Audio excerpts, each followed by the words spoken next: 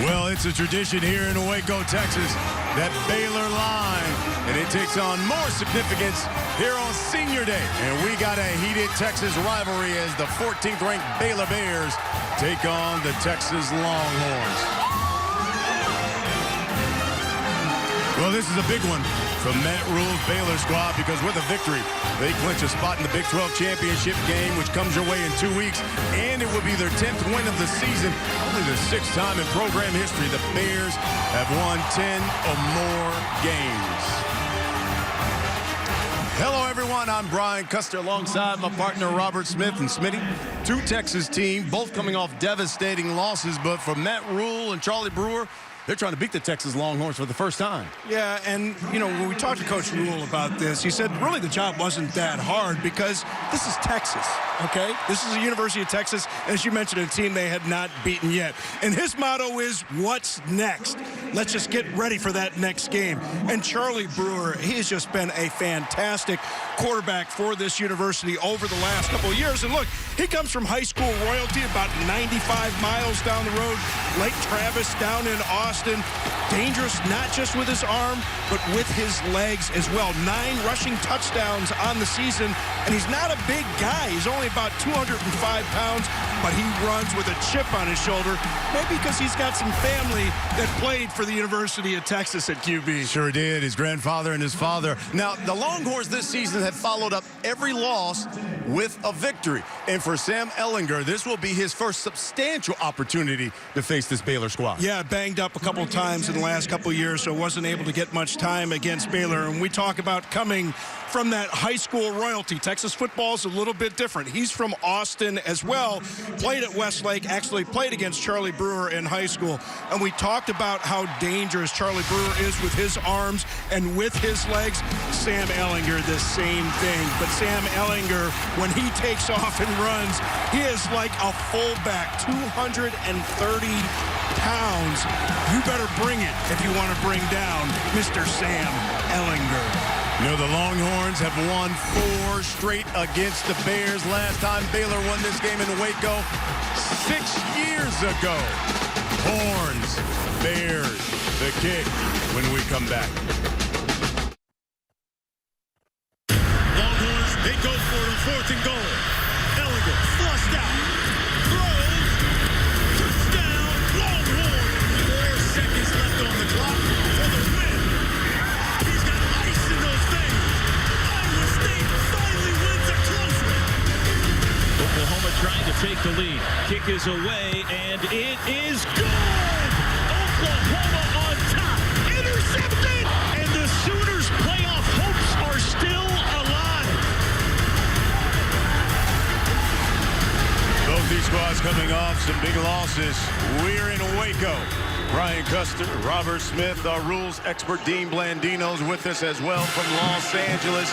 Nearly 60 degrees here in Texas for the 109th meeting between these two schools. There's 44-year-old Tom Herman in his 3rd season as the head coach of the Longhorns. He's 2-0 against the Baylor Bears. And for those who think Texas won't be fired up and responding, take a look at the head coach here just moments ago with his squad. Hey, Robert Smith, he's fired up. He's fired up. Banging that bare head against the helmet. A little bit dangerous right there. I guess figures it's worth the risk. Show your team how fired up you are. He talked about this is one of those games that will show what kind of character his Longhorn squad has. He's ready to go. Matt Rhule, 44 years old as well, in his 3rd season with Baylor. He has improved the win total every season at Baylor. Only teams he has not beaten in the Big 12, Oklahoma, who he lost to last week, and these Texas Longhorns, he is 0-2 against the Horns. Of course, he doesn't want a repeat of what happened last week against Oklahoma. Got up 28-3 in that game. Oklahoma able to fight their way back. Victory there, and just love the way that Matt Rhule has done it as a program. Obviously, we know about all the controversy with Art Briles and his exit and that staff being gone. He's come in here and he's really done a great job not just with this program, but throughout the state of Texas. And he's really impressed these coaches down here in the state. They have a lot of faith in him, and they're sending great players his way.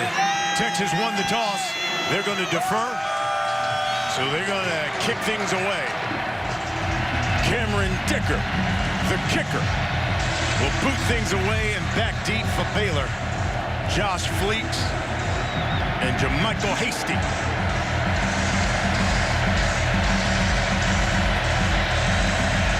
Texas has won the last 4 meetings. Their first meeting between these two, 1901. They've met every year since 1945. And we'll get our first look at this Baylor offense. And here comes Charlie Brewer, making his 27th career start. Completes over 60% of his passes. He's had multiple passing touchdowns in 3 straight games. We talked about the danger of his legs as well. We saw him take off a number of times against Oklahoma in that first half, able to convert some of those turnovers into points. And John Lovett gets the first carry, and John Lovett has got himself a first down carry. DeMarvion Overshawn makes the stop, but an 11-yard pickup for these Baylor Bears, who said they definitely want to pound the football at this Texas defense. They want to pound the football, and they want to pound the football on the edges. You can see Texas not setting the edge of that defense right there. Play fake. Chris Platt over the middle. Chris Platt cuts back and brought down inside the 20 and fumbled the football. Chris Brown comes up with it. Big play by Baylor, and they turn it over. Don't give up on the play if you're a defender. You can see Texas right there. Fumble recovered by the defense. Take a look at this one. You can see the safety, Brandon Jones, number 19, gets frozen by the play action, gets his eyes into the backfield, allows the catch. Got to secure that ball when extra defenders are coming in. That right knee might be down on that one. Well, we'll see. Deshaun Jamison came in right there, made the hit. No, that ball, he came down on top of Jamison, so that right knee definitely isn't down. And that's exactly what Texas needed here at the beginning of this game. They get the turnover.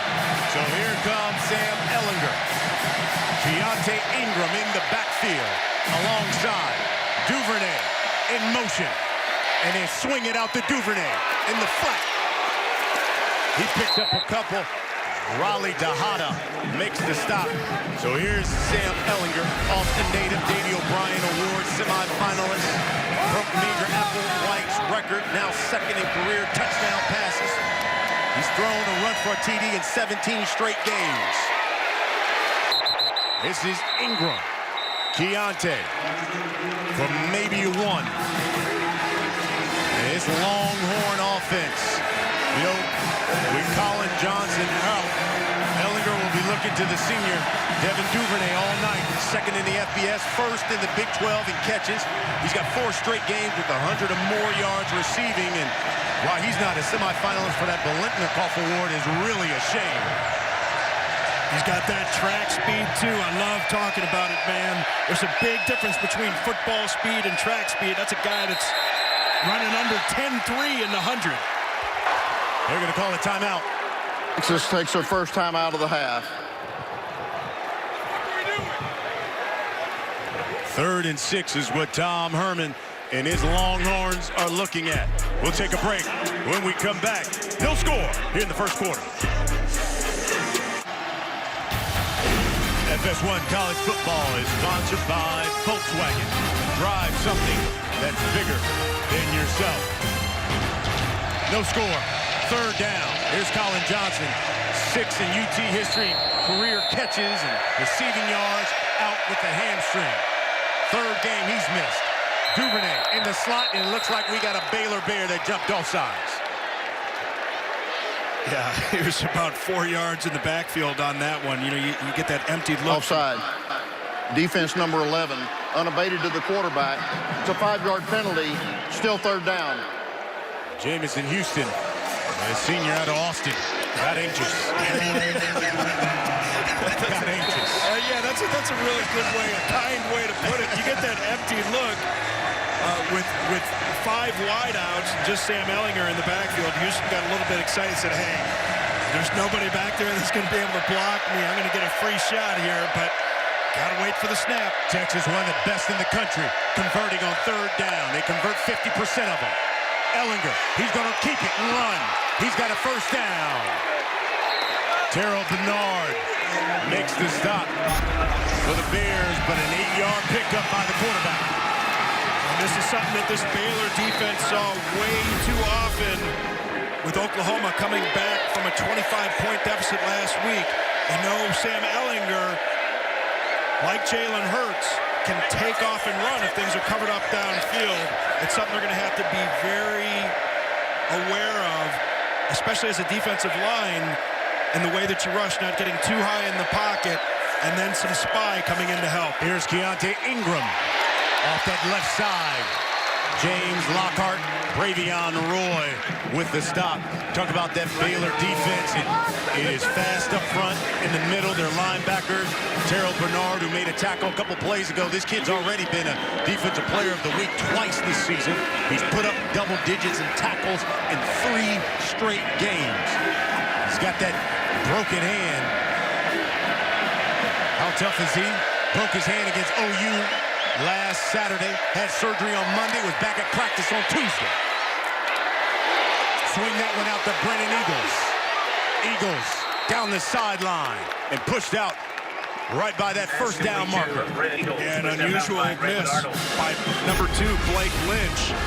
Has an opportunity on this one. You see Eagles coming across the formation on a shallow cross, and here you're going to see Lynch miss the tackle. And that's what allowed Eagles to pick up that few 6-7 yards to get the 1st down. Yeah, 10-yard pickup. They're looking for a second receiver, especially with Colin Johnson out, and they're hoping that it is Eagles. Rashawn Johnson has checked in the backfield. See, the snap gets away from Ehlinger. And he's complete to Malcolm Epps. What a job by Sam Ehlinger. He is the picture of poise. Looking to the sideline as the snap comes. Just picks it up, stay calm, finds Epps down the field. And, of course, on a broken play like that, the defenders are thinking that they're going to come up with an opportunity to pick up a fumble. And nobody's covering Epps on the backside.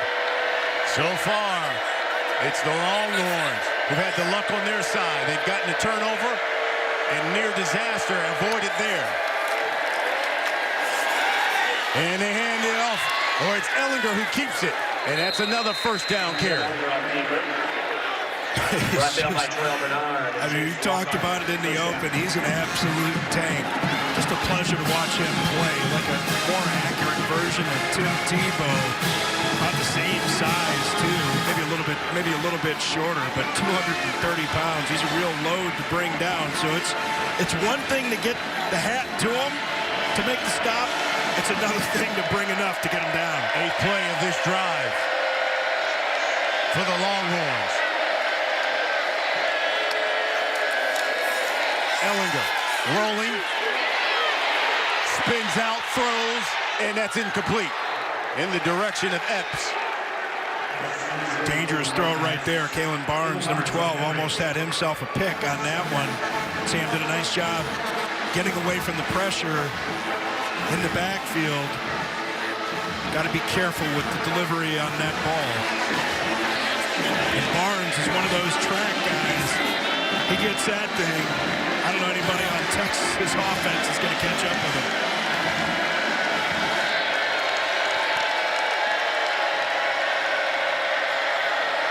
From the Baylor 45. With a second on the play clock. Ehlinger. Pettit.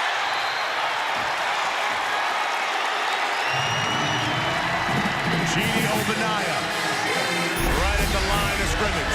Obadiah knows he's not going to be able to get there to Ehlinger. Just keeping his eyes on him.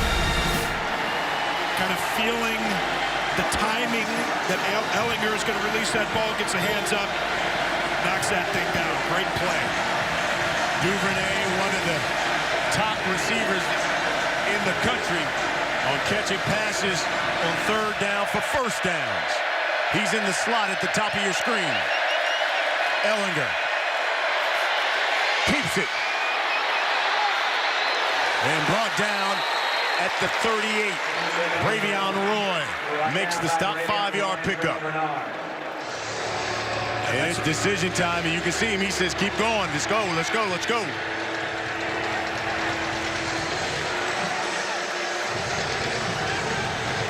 Decided to punt this one away. Just like Nagar, Chris Nagar is going to come out. Punt formation, at least. We'll see if they're actually going to punt this. Braylon Arnold. And let's see if they go with the fake. Or try to draw off. Yeah, there you have that 4 to 5 yards. You're going to try and get into formation to draw them off sides. I don't think this one's actually going to be a fake. Yep. Tried to dry them off. Send the offense back out now.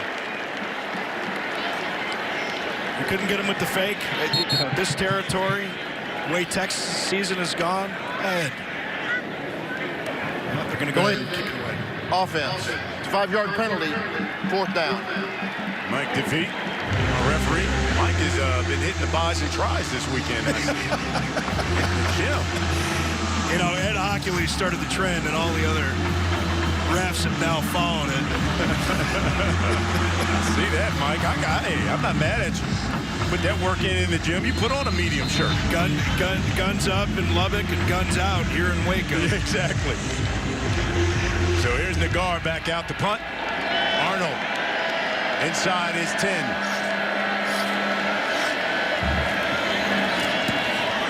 Go get it. Fair catch. Caught at the 10. And Baylor still has not allowed an opening drive TD this season. Charlie Brewer, that Bear offense when we come back.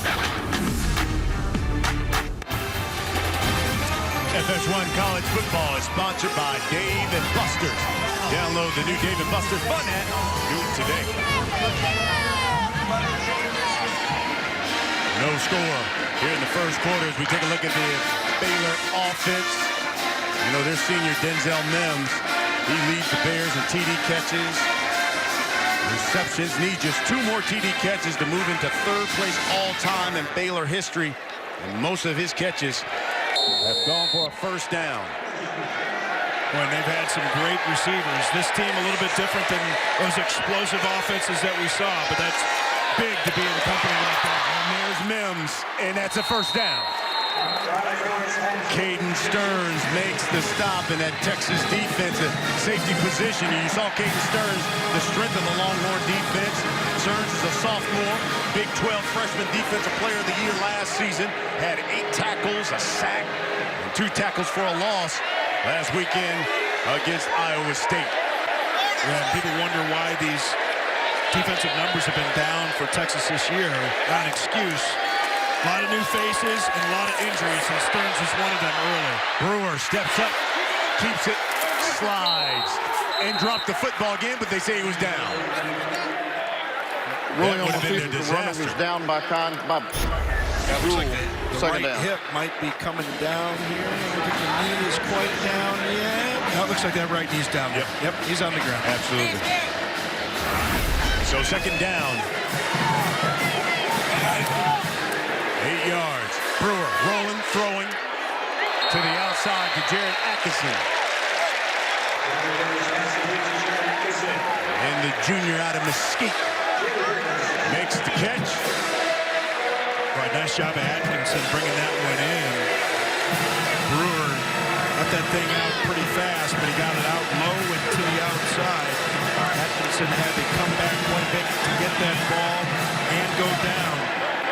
Nice job by the young receiver there. Baylor converts about 42% of these, and it's Brewer. Puts his shoulder down. He gets a first down for Baylor. Joseph Osai with the stop 4-yard pickup. Well, this is the way that you attack defenses. You change the numbers when you have a quarterback running, because the way that a defense is set, you have gaps that you're supposed to fill, and you're supposed to have numbers in a certain area, and the advantage goes to the offense when the quarterback runs the ball. Down 11, trying to get to the outside, and DeMarvion Overshawn is not having it. That's a 1-yard loss.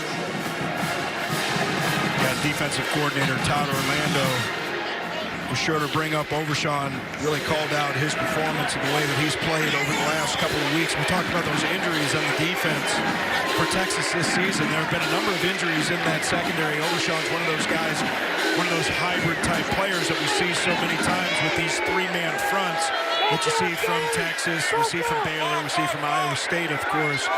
He really came up and brought it that time. And you need guys like that if you're going to be playing a smaller player. 2-yard loss. Pressure off the outside. They swing it out to Hasty. And Caden Stearns makes the stop.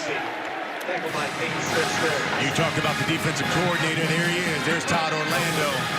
And he told us there's some keys they got to do. They got to control the run, especially Charlie Brewer. They want to create some turnovers. They did that. And win third down. Yeah, Todd Orlando's got a great reputation as a defensive coordinator. Texas defense, again, the numbers have not been very good. 9 new starters from a year ago, and they've had to deal with some injuries. Receiver screen to Chris Platt. And he's about a yard shy of a first down. Ayodele Adeoye makes the stop for the Longhorns. 7-yard pickup. Of course, Platt fumbled the football off that 44-yard touchdown catch, or I should say catch and run, in the first offensive series for Baylor, and they'll punt this one away. Here's Isaac Power. Brandon Jones for Texas. Go back to his own 23.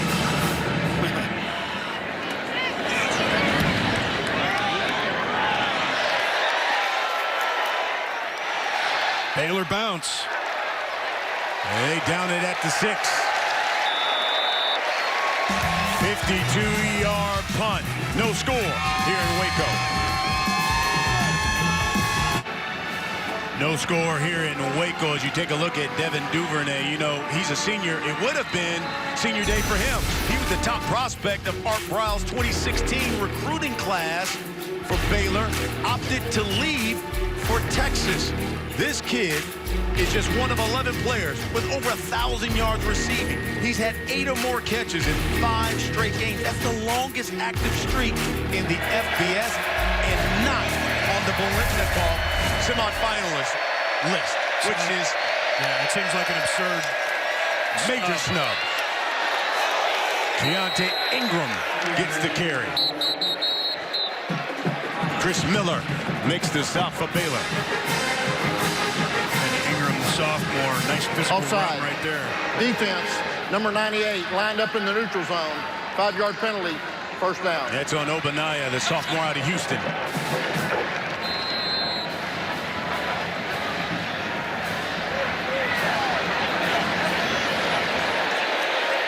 And more on we're going to talk more about Duvernay. Originally a Baylor commit.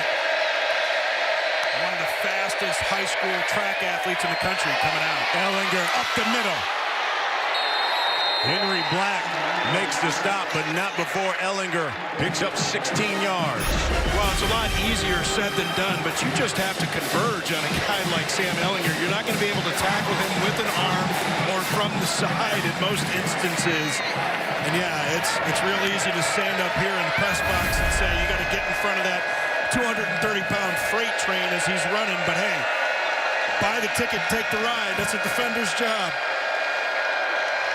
Ellinger now with 32 yards rushing.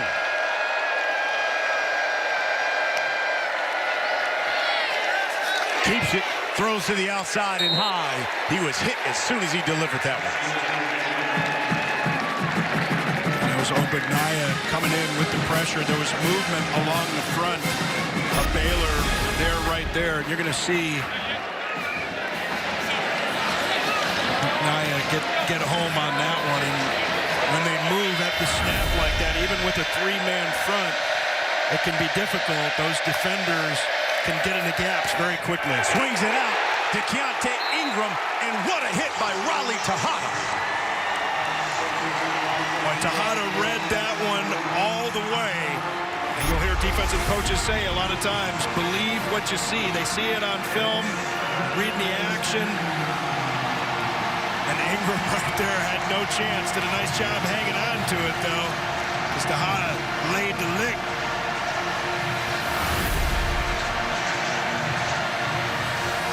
Sam Ehlinger started 3 for 3.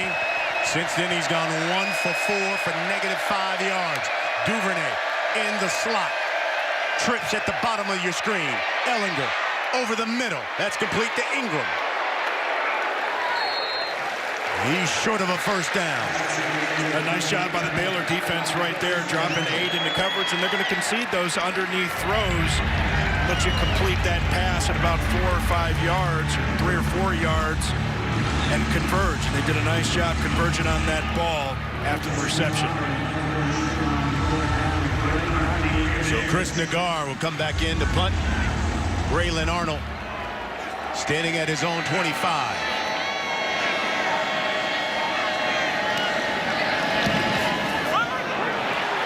This one's short. Shank. Definite shank.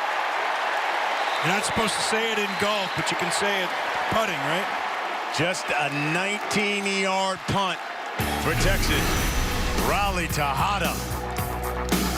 Big hit. No score here in Waco.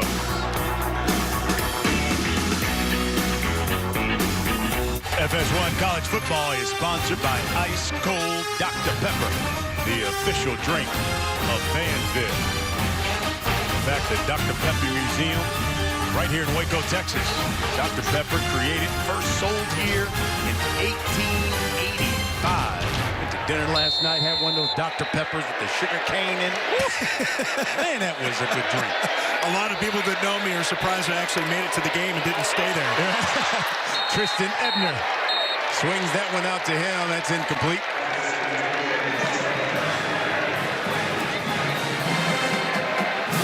Remember, Brown's feeling it after that hit, just like Tejada on the other one.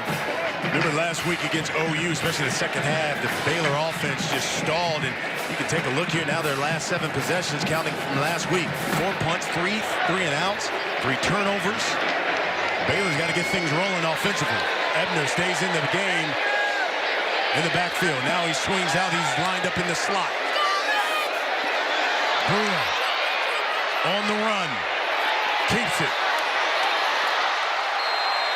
And brought down about a yard shy of the first down marker.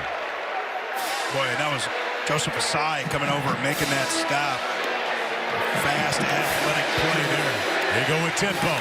Brewer keeps it and dives forward. And they mark him right there on the line.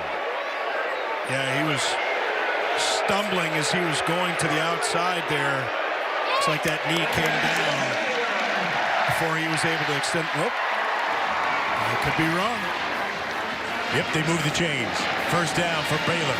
And first ref on one side said he was a little bit short. Said he got it on the other. Only takes one. Inside 2 minutes. Baylor going with their 12 personnel. That means 2 tight ends.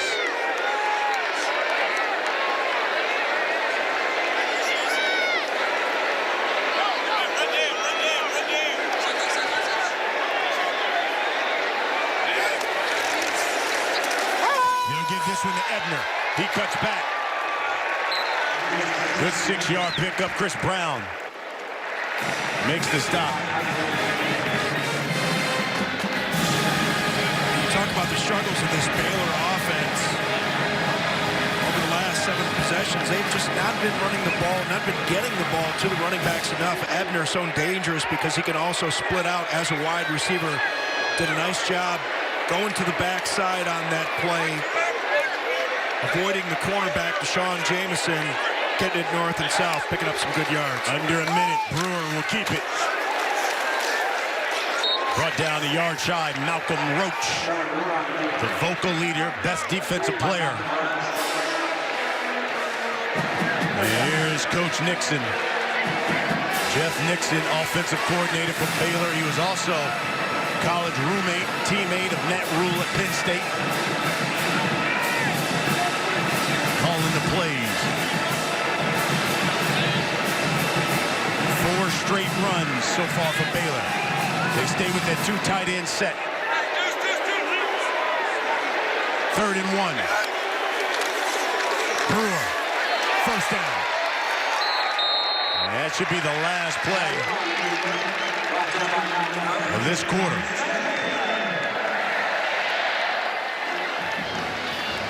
And we talked about Brewer. That's the Not end the of the biggest first guy, quarter. but he's very physical on those quarterback runs. Been a physical first quarter. No score in Waco. Texas and Baylor.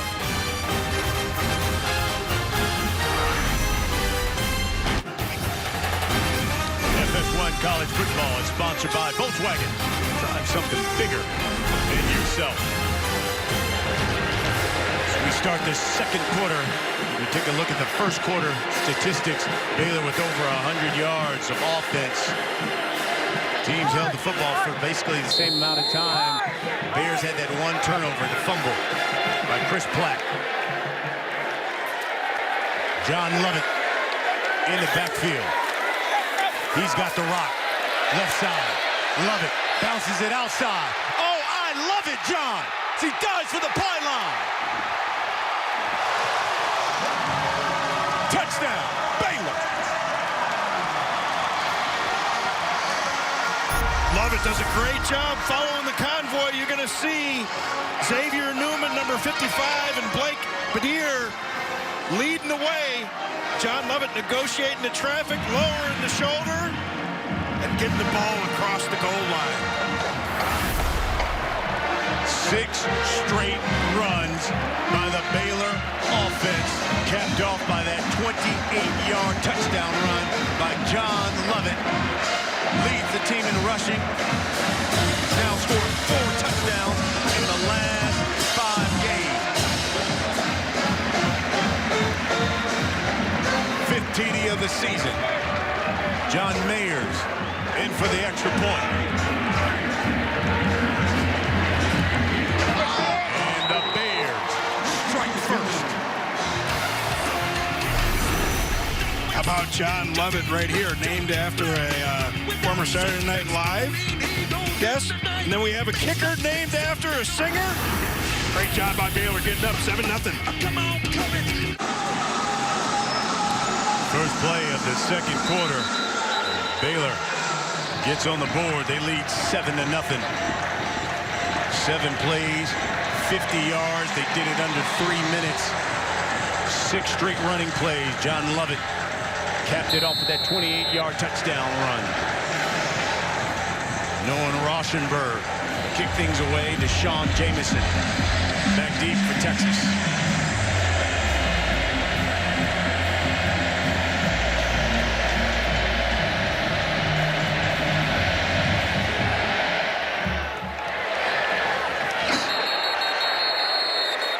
Seven to nothing our score. Let's get a game break.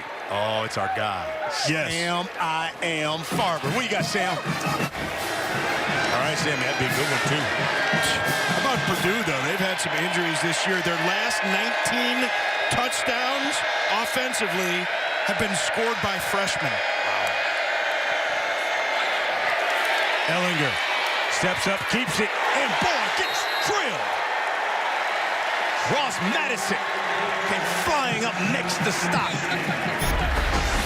But Madison does a nice job just running through the tackle on this one. Perfect form, watching the hips. That's what Matt Rule's been preaching all week. They had some issues with tackling, especially in that second half against Oklahoma a week ago. Tracking the inside hip, the near hip. It's exactly what Madison did right there. Great stop. Keontae Ingram trying to get to that outside, and again, Raleigh Tejada. No gain. Tejada, only 5'10", 180 pounds. But it's not the size of the dog in the fight, right? It's the fight in that dog. Tejada tracked that one all the way, came up, made a nice stop. He's another one of these football players that's also a member of the track team. 3rd and 9. Pressure is what Baylor's showing. And here it comes. Ellinger throws and caught. Eagles great job by Eagles on this one. Ellinger delivers this ball before Eagles makes his turn. Eagles has his head down as he turns around, but locates that ball, which was a little bit low. Nice job on the reaction there by Eagles to make the catch. 16-yard pickup.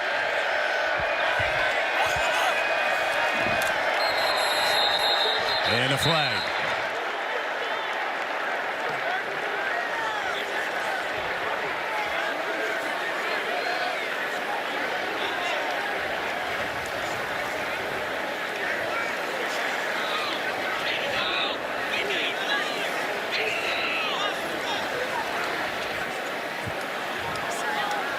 Here's Mike DeFee. False start. Offense number 52. It's a 5-yard penalty. First down. Sam Cosme. How about this play here? Watch Ellinger kind of walk out, and then a direct snap there to Ingram. Watch this. And Cosme got it. Jumped a little early. Pulling out all the stops. Might try that one again. 1st and 15. Ellinger under pressure. Throws incomplete to Duvernay. Blake Lynch makes the stop. 8-yard pickup by the Horns. Makes Sam Ellinger so dangerous. It's just his poise, his ability to remain calm under literal fire like that. The blitz comes. Ellinger stays calm and makes a nice delivery to Duvernay on the outside. 2nd and 7. That one nearly blown up. Jordan Williams. And it was Lynch. And it was Lynch right there in Ellinger's face. And that was, again, just kind of staring in the face of the bear. Literally right there. You see Lynch, number 93, right off the edge. Trying to play both of those guys. I'm not so sure that Ingram wasn't supposed to be moving or blocking on that one. Looked like he was kind of frozen there by like a deer in the headlights with big old Lynch in his face, but Ellinger knew what to do. Hang on to it. I got to take off. Rashawn Johnson is checked into the backfield. Ellinger steps up and sacked. James Lockhart, Jordan Williams as well.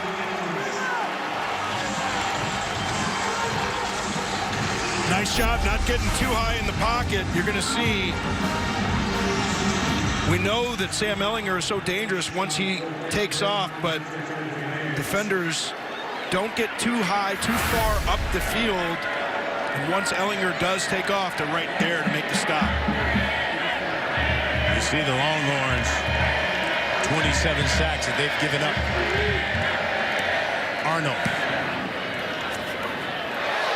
calls for the fair catch and makes it at his own 14.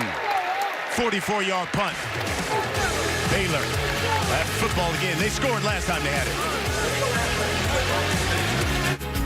Well, it's time now for the Volkswagen Drive bigger moment of the game. You know, Baylor has done more than 800 hours of community service this year. Now, their biggest charity during the season is visiting the Boys and Girls Club, their after-school program where they interact, play games, help kids with their homework.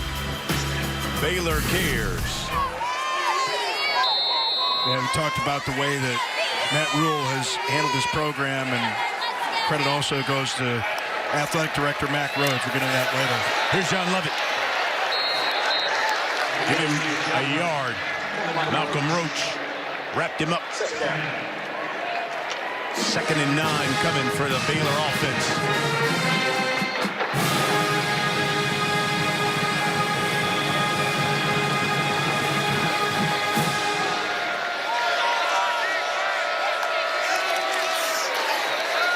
Brewer down the sideline looking for Mims. Double covered. Jalen Green and Caden Stearns, the safety, was there over the top. Well, you're going to go man-to-man defense here on the outside. That's actually Chris Miller in coverage at corner, pressing Mims. and they're trying to get extra help in the box to help out with that quarterback run, which means you're going to have to take some chances with man-to-man defense on the outside. But when you've got a safety like Caden Stearns that can cover that kind of ground and make those kind of hits to separate receivers from balls, it's a chance worth taking sometimes. 3rd and 9. Brewer throws and broken up. Overshawn has been all over the place here in this first half. Nice job by Brewer evading the pressure in the backfield. That's Joseph Asai trying to chase him down. But you called it right there. Overshawn gets his head around and almost picks that ball off that was intended for Hasty. Isaac Power back in the punt. Brandon Jones standing at about his own 47. That's the first 3 and out here for Baylor. Fear caught at their own 41. Sam Ellinger. The Horns offense looking to get on the board. They're down 7-0 here in the second quarter. Well, tonight, world heavyweight champion Deontay Wilder faces Luis Ortiz. It's a rematch, one of the best fights in recent history. It's a blockbuster tonight, 9 Eastern, 6 Pacific, live on pay-per-view, or you can order it now on the Fox Sports app. Who you got, partner? Man, that's a good one. I think Wilder. But Ortiz looks great. He looks good. Here's Rashawn Johnson. First 3 offensive possessions last week against Iowa State were punts for Texas. First 3 possessions, punts. But Ellinger's going up top. And incomplete. He was looking for Brandon Eagles. So another slow start here for the Longhorn offense. Well, you talked about these coordinators wanting to be patient in this one. And that was the case right there. Sam just felt that Eagles had a step and he was going to give his receiver a chance. And that was a risky one, but if you're going to take a chance like that, might as well be 40 or 55 yards downfield. 3 on the play clock. Ellinger to Johnson. And Johnson for 4. And this is what hurt this Texas offense a week ago against Iowa State when we were there up in Ames. You take a shot like that on first down, you run on second down, you leave yourself third and 6 situation. Not ideal for this offense. They want to try and stay on schedule, and they just have not been able to find any rhythm here over the last couple of weeks offensively. Here's 3rd and 6. Ellinger steps up, under pressure, and goes down. Madison.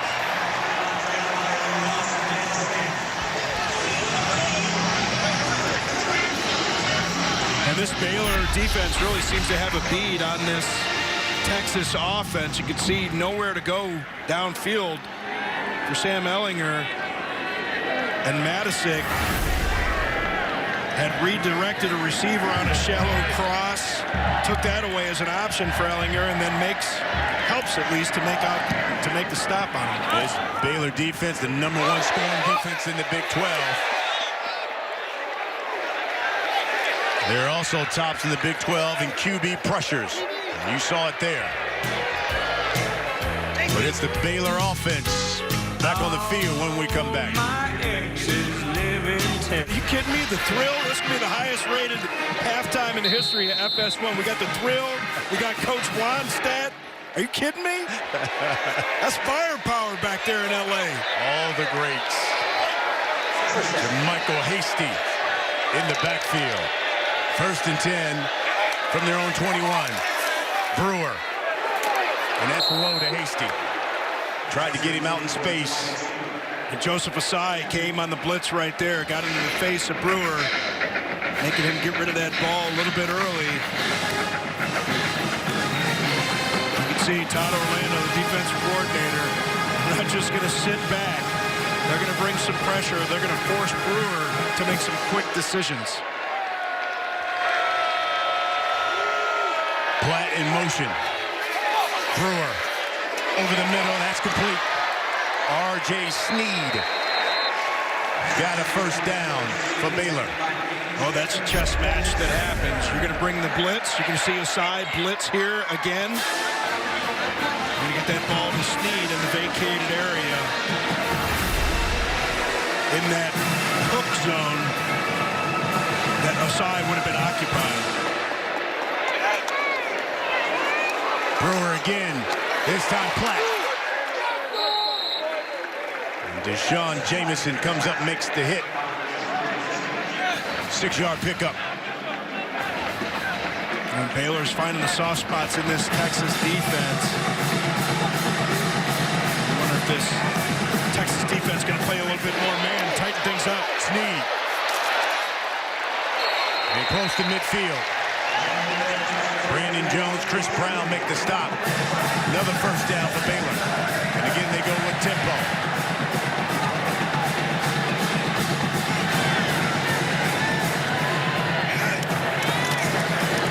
To the outside. Platt.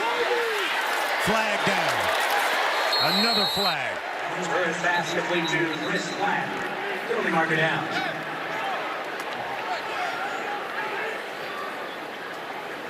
I think a defender got in the face of the receiver on the outside. I don't know if he grabbed his face mask in that little mix. Looked like he just kind of ran him over. I don't think that the receiver pulled him down. Holding. Offense, number 13. 10-yard penalty from the previous spot. Replay first down.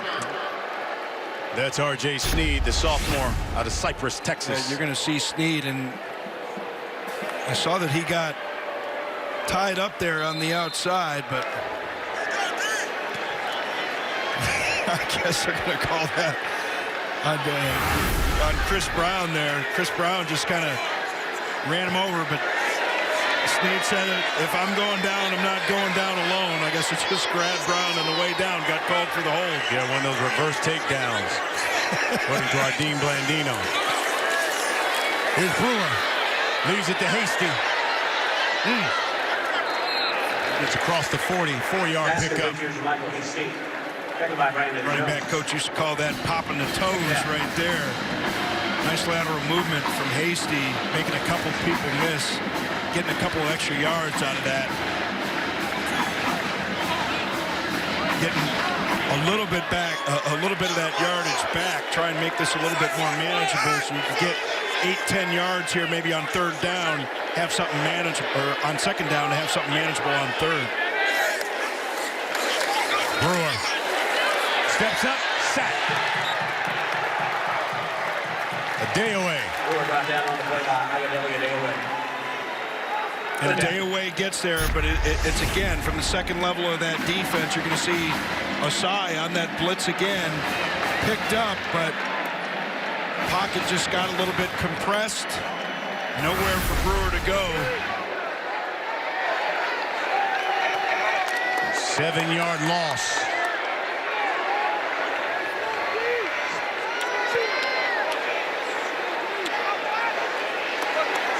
Third and 23 from their own 35. Pressure coming. Brewer steps up, escapes, and takes off. And gets back to the original line of scrimmage. So a 13-yard pickup.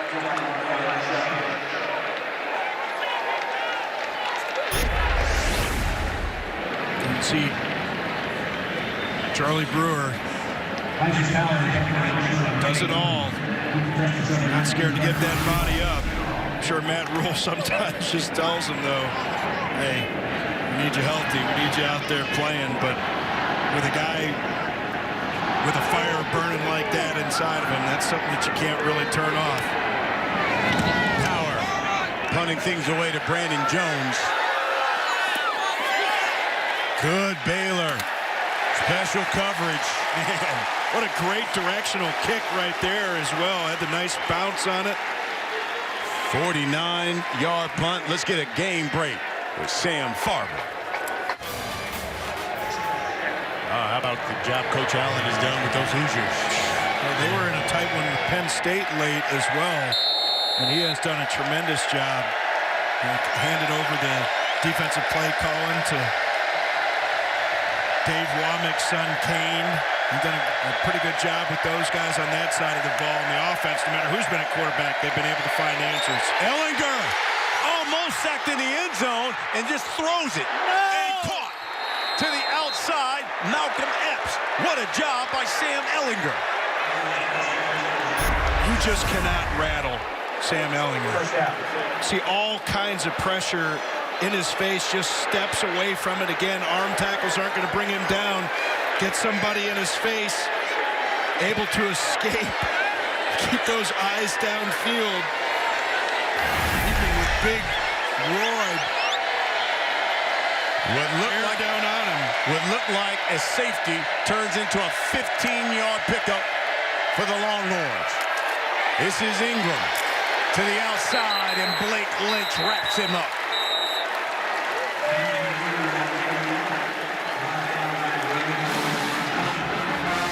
Yeah, that Texas run game, conventional run game, still struggling. And I know that Tom Herman had challenged those guys. You get the headbutt at the beginning of the game, you try and bring a different energy to it. But you have to credit this Baylor front. Just a three-man front, and people think that because it's a three-man front, you're automatically going to be able to run better against that. And we've seen Iowa State as well really bring a lot of players to help out. Ingram on the outside, lowers the shoulder, got a first down. There you go, get some good blocking on the outside. Duvernay, nice block on the outside. But here Sam Ehlinger, after pitching that ball, that's James Lynch. Not a defenseless player at that point. And if he was taking a hit like that, that could have been dangerous for Lynch. Ingram again after that 13-yard pickup. Give him about 4. We'll go with a little inside zone right there, quick hitter. And Ingram able to get some good yards out of that. That's a nice first down play right there. We talked about this offense staying on rhythm. Not falling behind in the chains. That's what that run was right there. And how important this drive is, considering we're up against the half. Texas will get the football at the beginning of the second half, so you want to put some points on the board.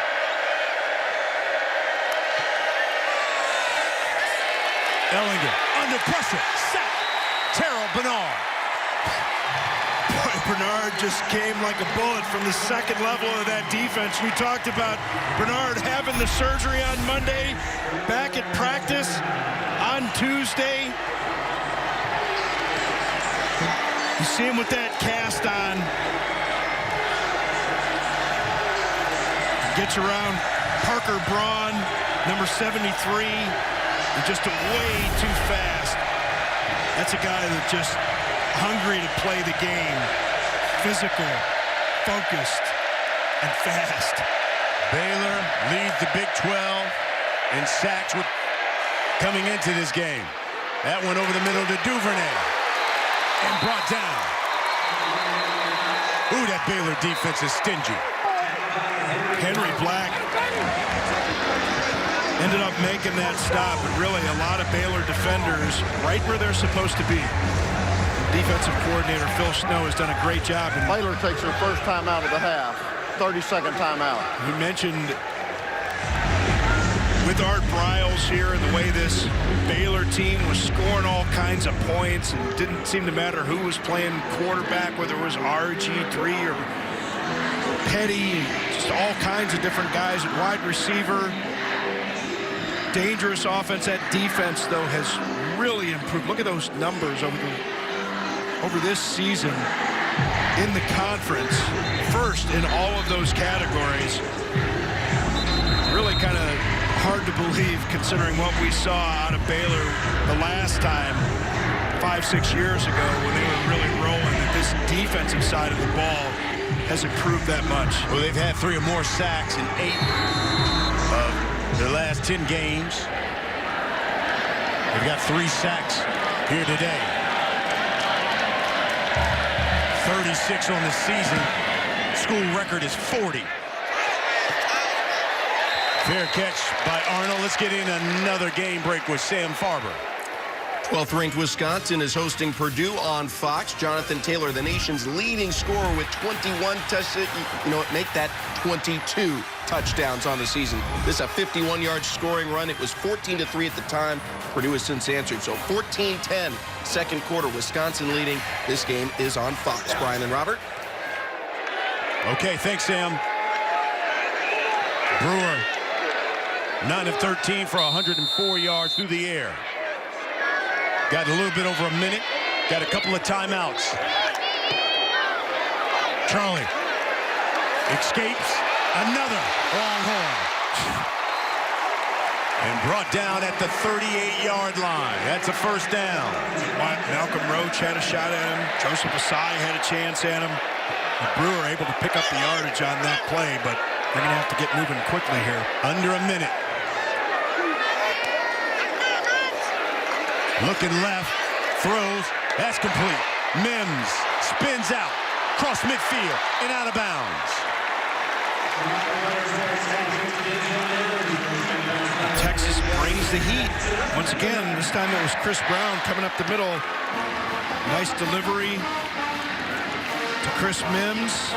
And Mims does a nice job spinning, getting to the outside, getting out of bounds, stop the clock. 15-yard pickup. They're in Longhorn territory. Brewer now on the run. And just throws that one away. Pass intended for R.J. Sneed, second down. Don't forget, at the half, State Farm halftime show, Mike Thrill Hill and Dave Wanstead. Both of them standing by. 38 seconds away from that. Going to be a great show at halftime. Again, our guys back there breaking it down.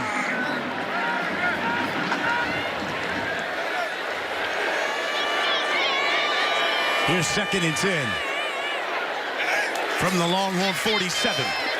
Brewer, who had Hasty and missed him. Pass intended for Michael Hasty. Third down. The Brewer had a chance to get that ball to Hasty to the outside.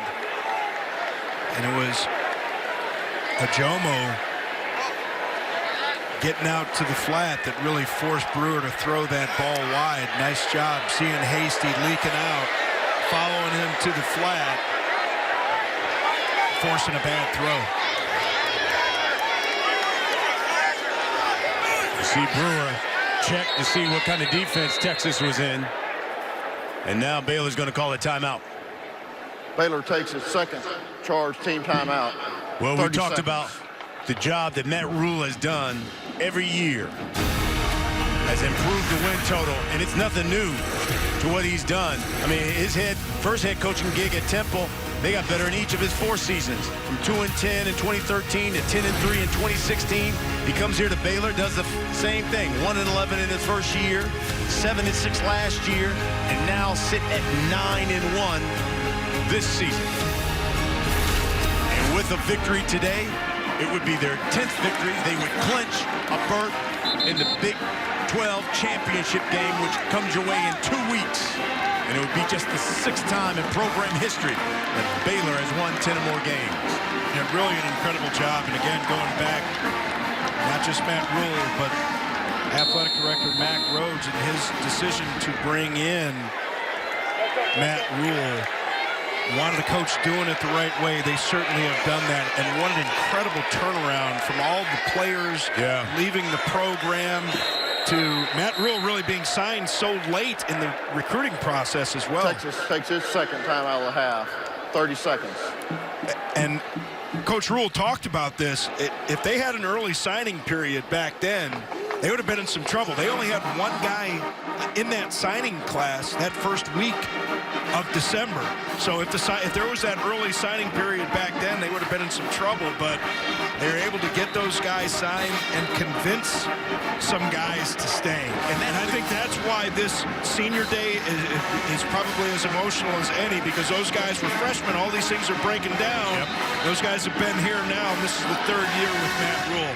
And I was going to say, to me, that's a salient point, because he talks about that burns him, that these seniors now that they haven't won on senior day, and that's what he wants. These guys were freshmen, Mims and Jordan Williams and Bravion Roy's, those type of guys. He wants to win this game for them. Here's Brewer throwing to the outside, and he was hit as soon as he threw it, too. Yeah, just not able to get enough on that one to complete that ball to Snead. Just a little bit too much pressure. So Baylor will have to punt this one away. That means Isaac Power.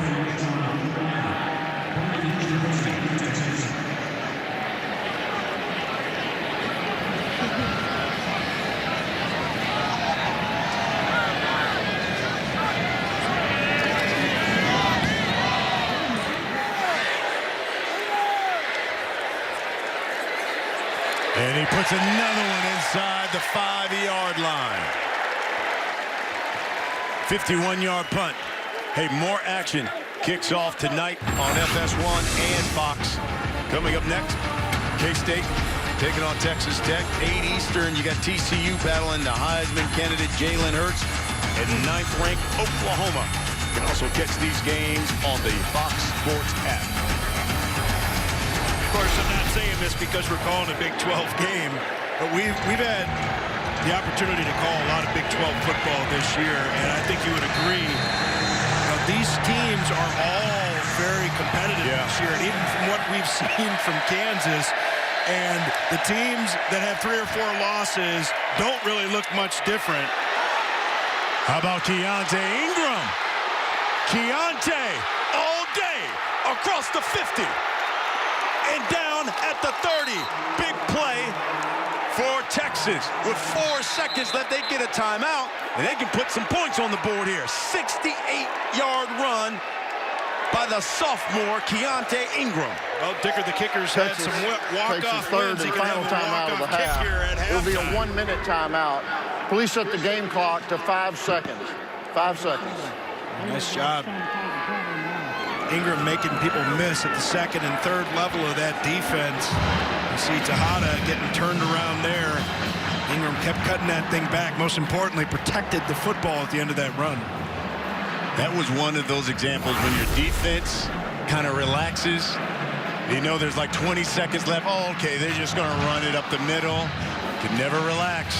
Yeah, that's what this game is. That's why it's so frustrating, but it's also so entertaining. And again, it's easy to say up here in the press box when you're a coach and you have to rely on 17 to 22-year-olds to stay focused for 60 minutes at least a game.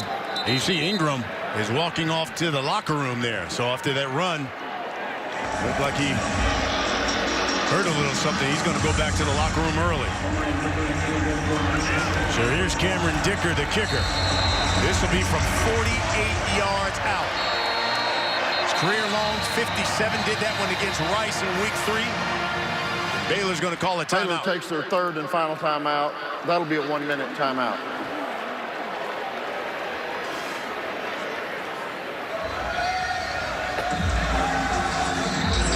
Here's a look at the standings in the Big 12. Baylor and Oklahoma right there at the top. Again, with a victory, Baylor clinches their spot in the Big 12 championship game. And then you have Texas at 4-3.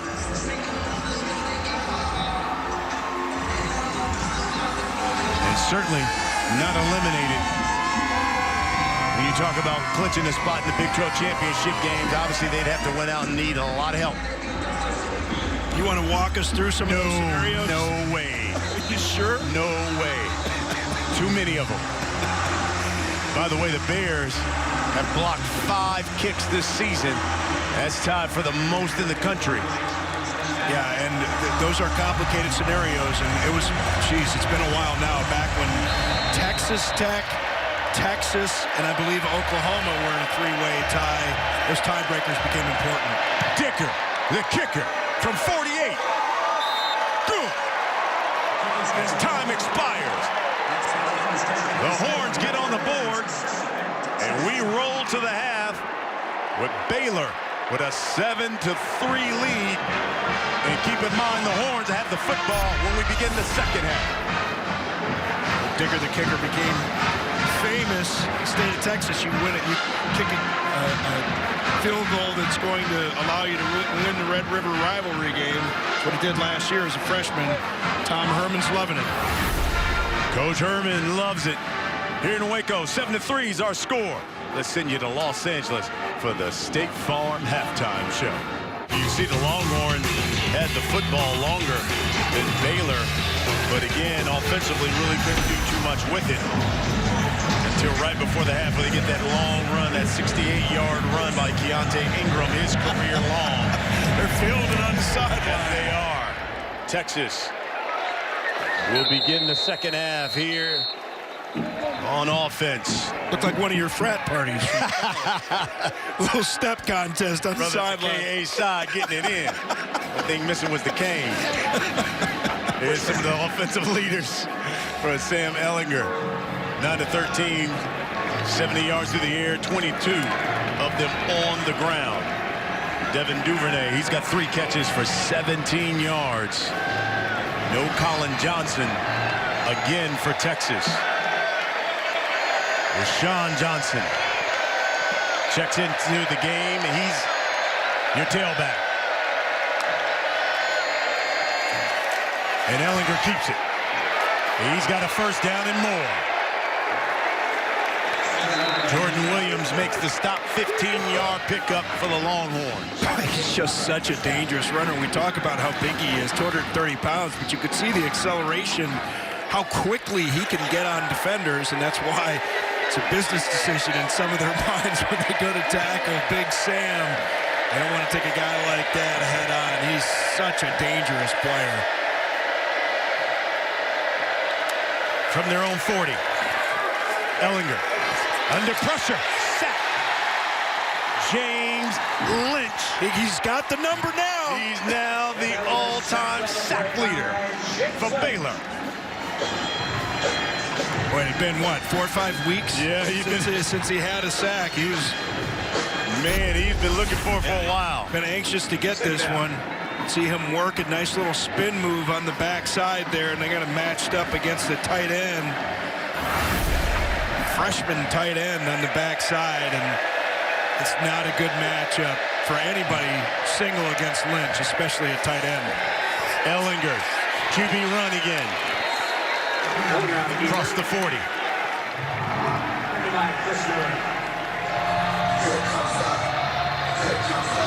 Took a lick, too, as he was going down. 5-yard pickup. Take a look at this as he's going down. Well, that's Miller who had missed a game because he had 3 targeting calls earlier in the season. And the new rule is when you have 3 targeting calls in a year, you automatically miss a game. And he comes in late there. But, you know, with Sam going head first on that one and not sliding, you don't have to pull off. See that 19 possessions. Last 19 resulted in punts for the Longhorns. 19 possessions, 14 punts, and they'll have to punt this one away.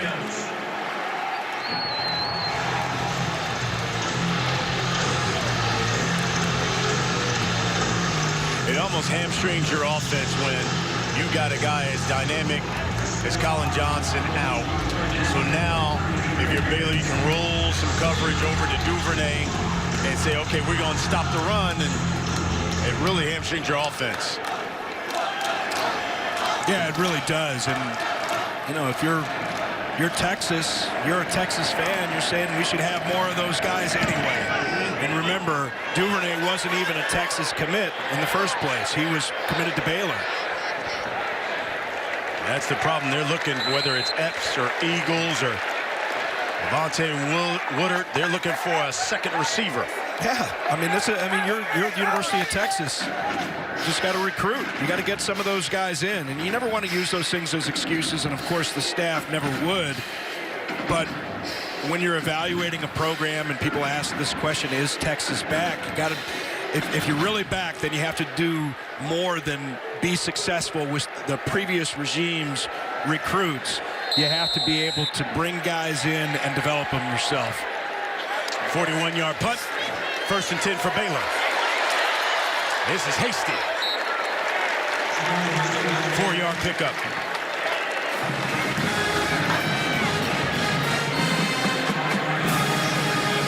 And that's a good run right there. Good positive yards. Staying on that schedule, going to a 2nd and 6 gives you a lot of options to either convert or to have a nice and manageable 3rd down. Brewer, the RPO.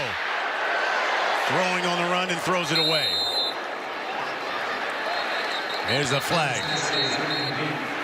Might have been some lineman downfield. You can see that rule. I don't think they're going to call intentional grounding on that one. I don't know where he was going with that ball. It looked like he had room to run. There is no foul on the play for ineligible downfield. The quarterback was outside the pocket and legally grounded the ball out of bounds. 3rd down. So there you go.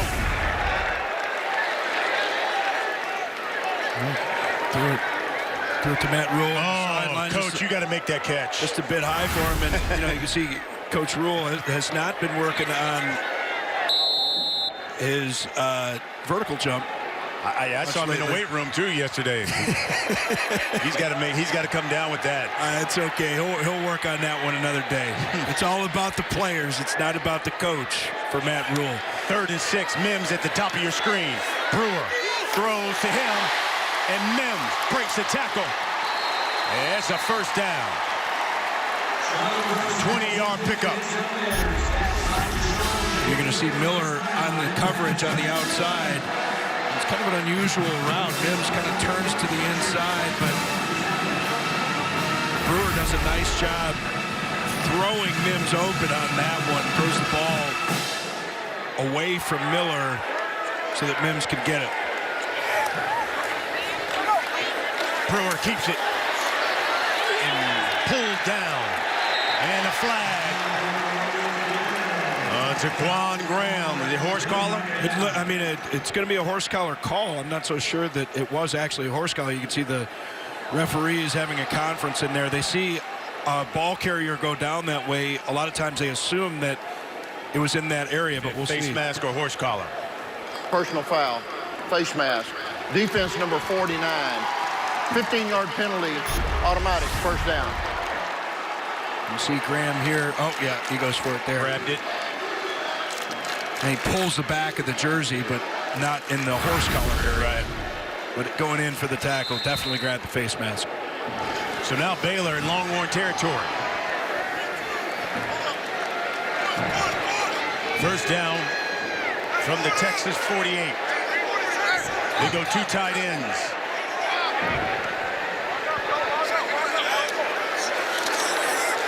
Play fake to Hasty. Brewer steps up, takes off, and slides. 2-yard pickup.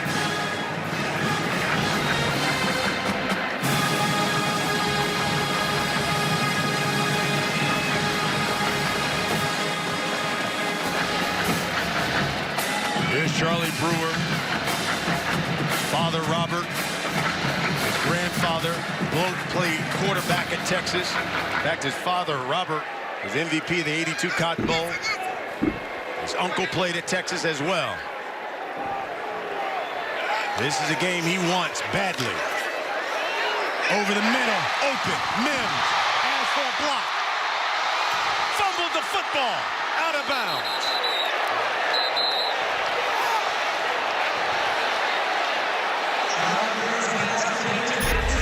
Mims, nice job getting underneath the Texas coverage here, right in the middle of the field. And like we saw earlier in the game from Chris Platt, when he fumbled that ball, got to protect that ball downfield. Luckily for Mims, that one gets out of bounds before any Texas defender can get to it. 26-yard pickup. That was Marion Overshawn again for Texas. Man, he has made plays all over the field. Swiped at that. Brewer, quarterback run. Bounces off a Longhorn and brought down inside the 10. Chris Brown makes the stop. Well, he is not a big player, but look at him just Lowers it down. Nice block there by Khalil Keith. First red zone possession of the game for either team. 12-yard pickup. And let's see, we got a flag here. Is that Keandre Coburn? I think it's Coburn right over the center here. Offside. Defense. Number 49. 5-yard penalty. I'm sorry. Half the distance to the goal. Replay first down. Oh, no. This is going to be Taquan Graham. Yep. You're right. Taquan Graham, the junior out of Temple. And defensive coaches, that drives them crazy because you're right over the ball. That's your job. Watch that ball. When it moves, you go. Don't listen to the quarterback's cadence. And again, defleats, and he stopped short. Chris Brown makes the stop. Brought down at the 1, and Baylor will line up with tempo. Hasty in the backfield. Brewer, quarterback keep, over to the left side. No signal. We're going to uncover the pile here, see if he's over the goal line. Confer. They may call this a touchdown after the fact. Yep. Oh, going to call third down. They're going to mark it right there at the goal line. They're going to want to take a look at it. Baylor's going to want the booth to take a look at it. And remember, the call on the field is assumed to be correct, and there's nothing in that jumble right there that we see right now. See somebody pulling some pants. That's about it. Don't see the ball across the plane at the goal line. Brewer keeps it again. Dive! Touchdown! Baylor!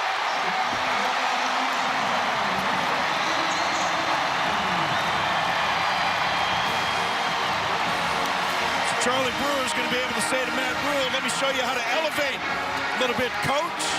10th rushing touchdown of the season for Charlie Brewer.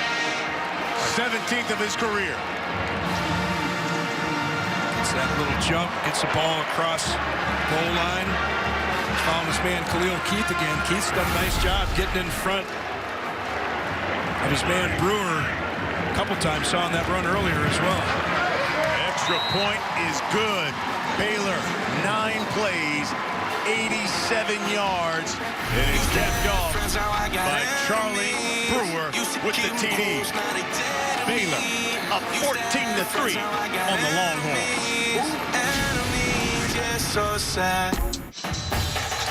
FS1 College Football, it is sponsored by Edward Jones. It's time for investing the field individual. Senior Day here in Waco, and a special one for a number of these seniors: Bravion Roy, Henry Black. And Baylor up 14-3. Charlie Brewer with his 10th rushing touchdown this season. He's now got 8 rushing touchdowns in the last 6 games. Brewer and Matt Rule trying to beat these Texas Longhorns for the first time. And they had a chance last year, had some shots. Goal line, or not the goal line, but down in the red zone towards the end of the game. Had 3 shots to the end zone. Weren't able to get any of those in, only down 6. The party continues on the sideline. It is lit here in Waco. Rauschenberg kick things away. Jamison back deep. And Charlie Brewer. He can throw it, and he can run it. And his Bears are on top 14-3. We're in the 3rd quarter. FS1 College Football is sponsored by Volkswagen. Drive something bigger than yourself. Second offensive possession here the second half for the Texas Longhorns. Rashawn Johnson in the backfield. And the offensive struggles continue for Texas. Yet to see Keontae Ingram who had that big run to end the first half. Ellinger through the air, man open, and that's Duvernay. J.T. Woods is trying to cover him. But Duvernay, big catch, 29 yards. And now the Longhorns will go with tempo. They're in Baylor territory at the 46.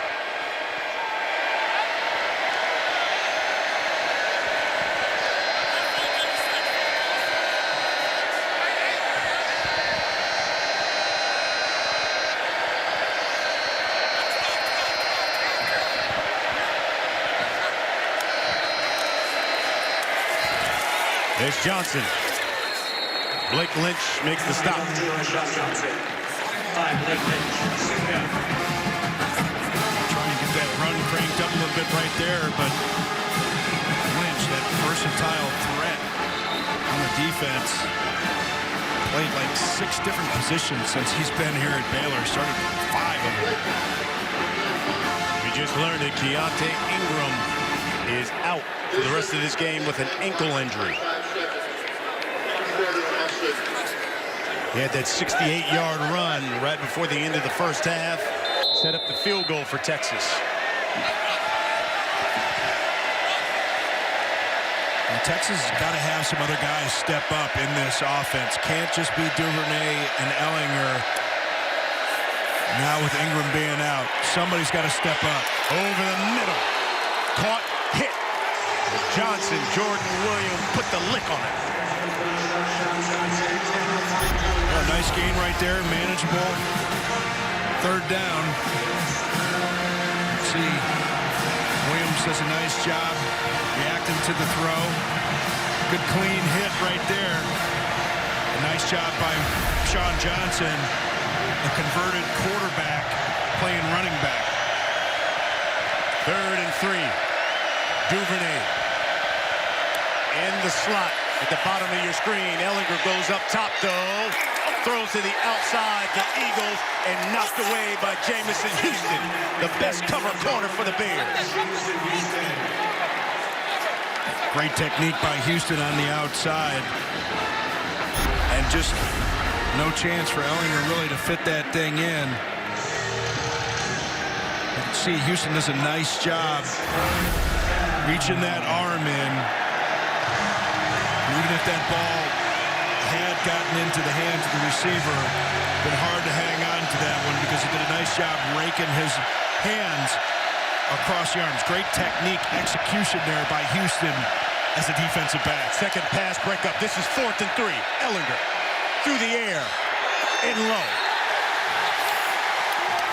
Again, they went to Eagles, and again, it was Houston who said, not on senior day. Well, this is one you're going to see Eagles on the outside here. I think he has to break back on this one. He doesn't. Another incompletion. 4th down. Texas turning over on downs. Well, before the NFL games kick off tomorrow, download the Fox Sports Super 6 app. Play Super 6 NFL Sunday free. A chance to win some of Terry Bradshaw's money. Got the gold embroidered robe there. That's standard fare for our man, Terry Bradshaw. You win all them Super Bowls, especially with the rules. Quarterbacks could get hit back then. Here's John Lovett. Scored a touchdown in the first half. Chris Brown wraps him up. Give him a yard.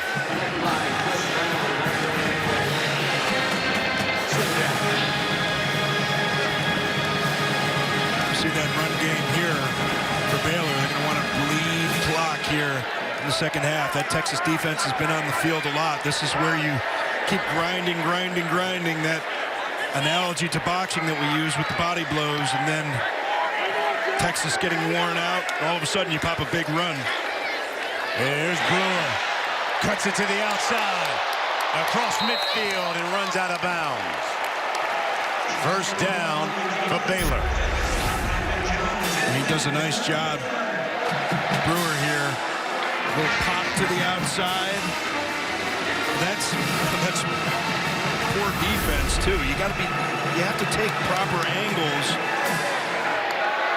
You didn't see that out of the Texas secondary on that one.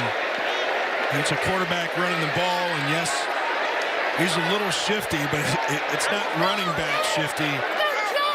Got to make that play coming up as a defender. Well, they said he's got some good 4.6 speed. Here's Lovett. Malcolm Roach. Comes up and makes the stop.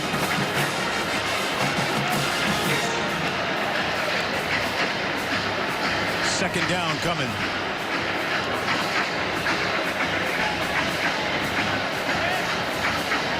Texas going to be playing tighter man coverage here, trying to get extra people into the box. This is when opportunities also open up to get a one-on-one matchup and a shot downfield. Brewer. Love it. And he's wrapped up.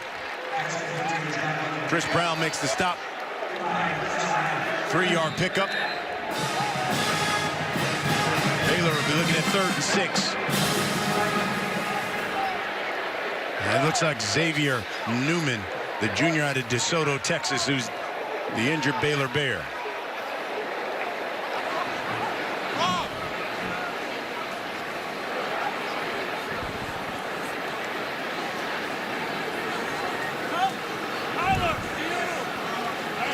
While they tend to Xavier, we'll take a break. 14-3 our score here in Waco. Well, tomorrow we got a huge doubleheader on Fox. It's highlighted by America's Game of the Week. Dak Prescott, those Cowboys take on Tom Brady and the Patriots, one of the biggest games of the year. Plus, Rob Gronkowski, he joins the guys on the Fox NFL Sunday pregame show. Catch it all on Fox and the Fox Sports app. Xavier Newman getting help off the field, rolled that right ankle. Stepped on one of his own players, and you know, he weighed 307 pounds, and get that foot turned like that can do some damage. Here's 3rd and 6. Brewer. Maybe a yard. He's forced out of bounds. Ayodele Adeoye. Looks like they're going to go for it here on 4th down. Now, the way your defense is playing, where you are on the field, and of course the fact that you have not beaten Texas in your tenure as a Baylor coach, you'd be a little bit aggressive. Longhorns looked like they were going to bring pressure. And Brewer throws to the outside and caught. Denzel Mims, the senior. Big time catch as some of the Longhorns jump, so it was a free play. All right, what a catch by Mims. Nice reaction. And the timing throw. You're going to see the jump on the defensive line. Roach on the left-hand side of that line. Look at that fingertip grab. And having that left foot down. A completed catch. Offside, defense number 49. That penalty's declined. Result of the play, 1st down. Yeah, see if they take a look at that one, because he had the ball on his fingertips, and it looks like that left foot may have just started to come off the ground. Not sure if he had full control before that shoulder hits out of bounds. See if they stop this to take a closer look at it. Dean Blandino says that catch was good. Denzel Mims. Ruling on the field is a completed catch. Now that plays 6. under further review. He doesn't catch it cleanly as he first gets his hands on it. Looks like he gets his fingertips on the ball, and as he's repositioning it, one of his feet comes off of the ground, and then it looks like a shoulder hits out of bounds. So I think we need a rules expert, really, though, to get the best opinion. Dean Blandino joins us from Los Angeles. All right, Dean, what'd you see, bud? You know, it's close, and I agree with Robert saying, you know, when does he get control of the football? To me, he's got the left foot down. He doesn't stick the catch, but he's going to bring it into his body, and that left knee is going to hit the ground. He's going to maintain that control. I don't see a loss of control there. There's some movement, but I don't see a loss of control. I like this as a catch and feel the call should stand. Okay, Dean, thanks, bud.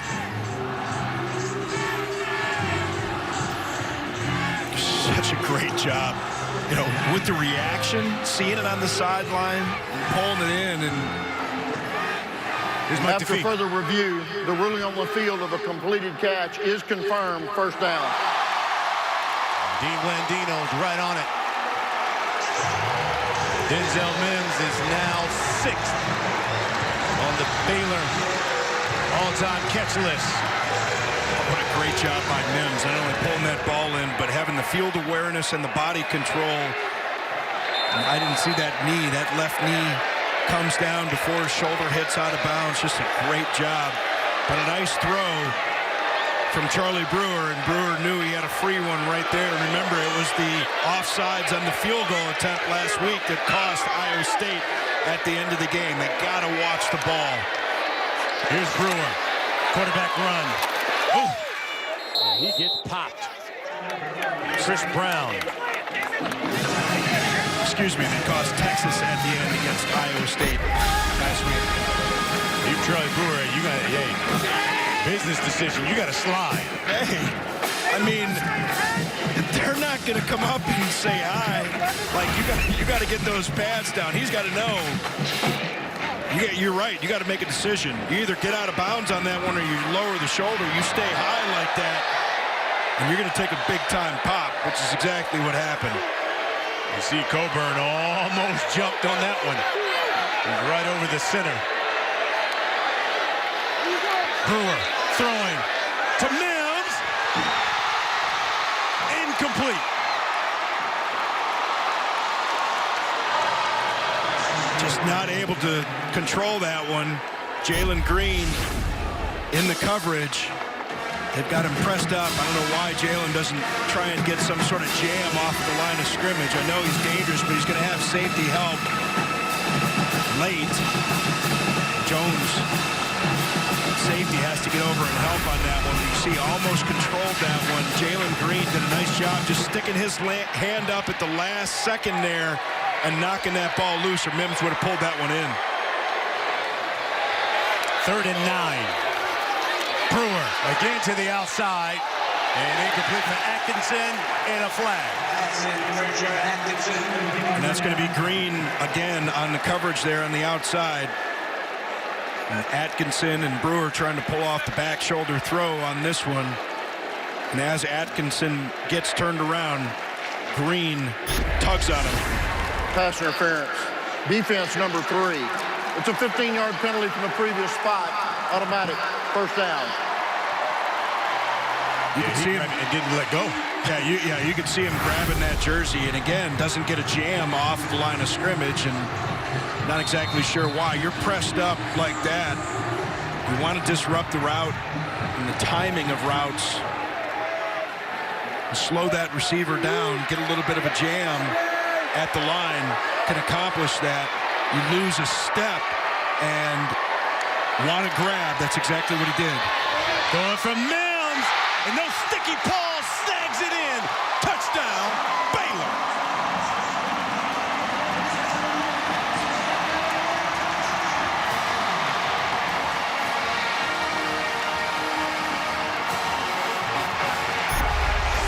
Great delivery here, and you can see the reaction. Excuse me. Wasn't the reaction shot. Little play action fake down low, but he goes up high for Mims. And Jamison just not able to get a hand around. And Mims did a tremendous job there, not just pulling the ball down, but getting his body turned to prevent Jamison from having any chance to dislodge the ball as he's going to the ground. Again, such a great job with the hands, the body control.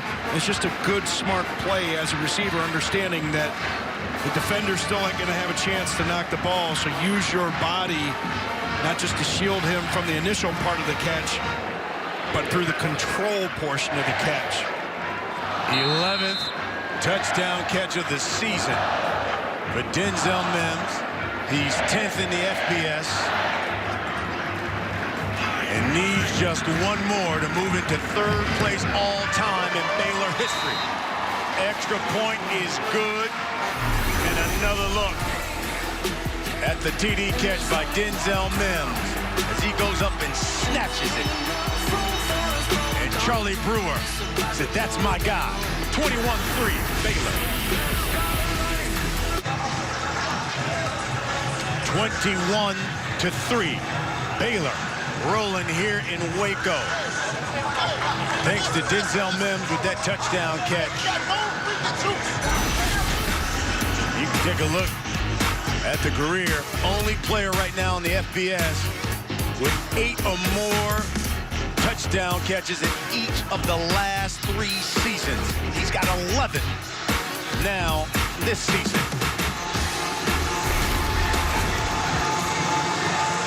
Last time Baylor has beaten Texas here in Waco, gotta go back 6 years ago. 2013, it was the final game at Floyd Casey Stadium. And it was also the day that Baylor clinched their first ever Big 12 Conference Championship.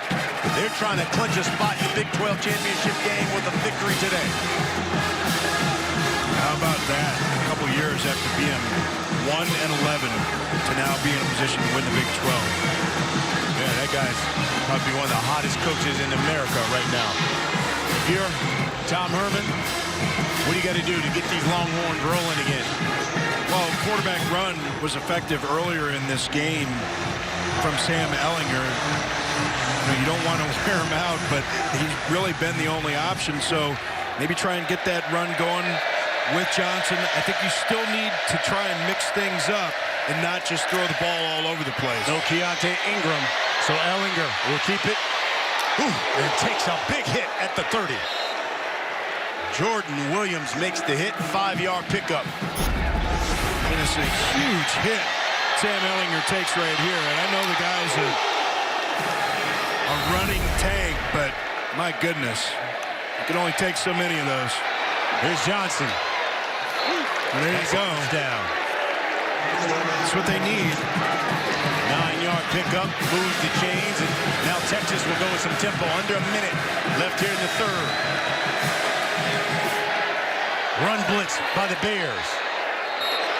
Johnson picks up about 4 more. Henry Black, give him 5, makes the stop. And Johnson does a nice job of making Chris Miller miss on that one.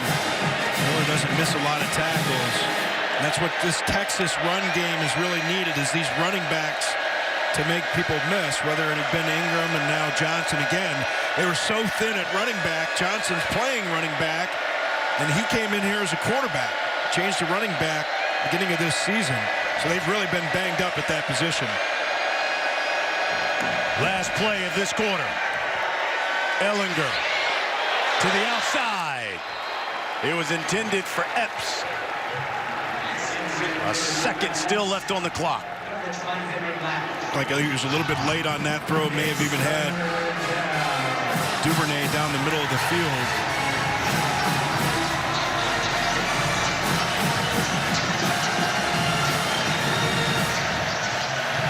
One more chance here in the third quarter. Big third down.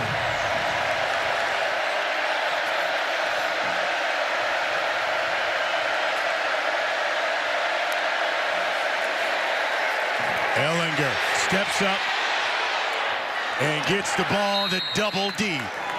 Duvernay with the catch. It's a first down, and that's the end of the third quarter.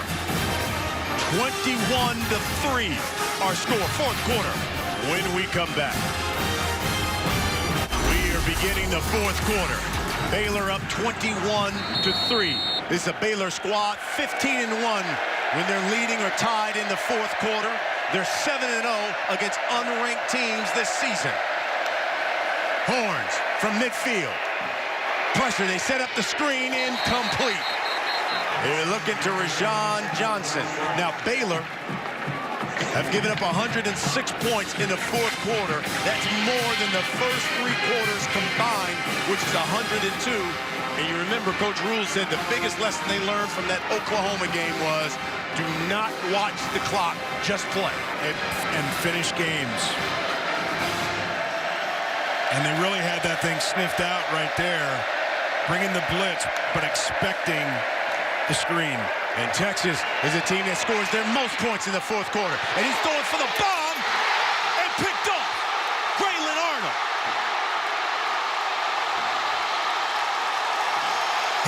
it back to the 34-yard line. Ellinger right thought, but that pass was short. The pass was short, and that's Arnold's 5th interception on the season. Ball hawk, and Sam Ellinger's going to try and get the ball down to Eagles, but just doesn't get enough on this. He had all kinds of time. There was a little bit of pressure late that prevented him from stepping into that throw fully, but he's got to get that ball, and if he gets that ball out earlier, Eagles would have been all alone down there, probably walks into the end zone. You can see Arnold taking advantage of the opportunity right there. And unfortunately for Ellinger, he's now thrown 7 interceptions here in the last 5 games. That's the second most here in the Big 12 since Week 8. This is Lovett. Stiff arm. And picks up a first down. As he gave Jalen Green the business. And John Lovett, you see him get nice and physical here. Get low, extend that arm, mug. Get off me. And it can be demoralizing for a defense when you can't stop the run. And especially in a situation like this when you're down in the ball game.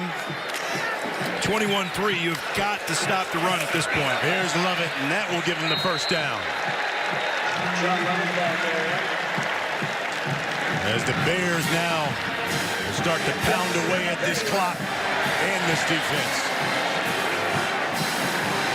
That's the 22nd takeaway by this Baylor defense, most in the Big 12. Both of these staffs told us that the most physical team was going to win this game. You know, it's that time of year, you know, talk about people being banged up. It's football. 11 weeks in the season, everybody's banged up. How bad do you want it? Everybody says that they want to win, but are you willing to do the things that it takes to prepare and then to execute the right way? That's what we're seeing today. Brewer to the outside, looking for Thornton, and it's short. Jamison on the coverage, there's a flag. Yeah, and I think Thornton is going to get a flag for offensive interference on this one. Looks like he pushes back.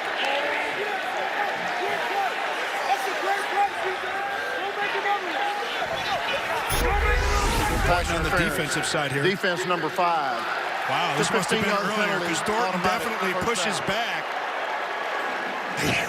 Wow. I don't agree with that call right there because it looks like Thornton pushes back on Jamison just before the ball gets there. And the ball was a little bit short, a little bit of contact, but if anything, I'm throwing the flag on offense right there. So it's a first down for Baylor. They're now at the Texas 39.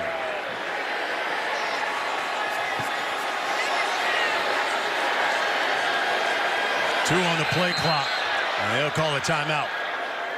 That's awful. Let's take a break. Matt Rule and his Bears up 18 here in the 4th.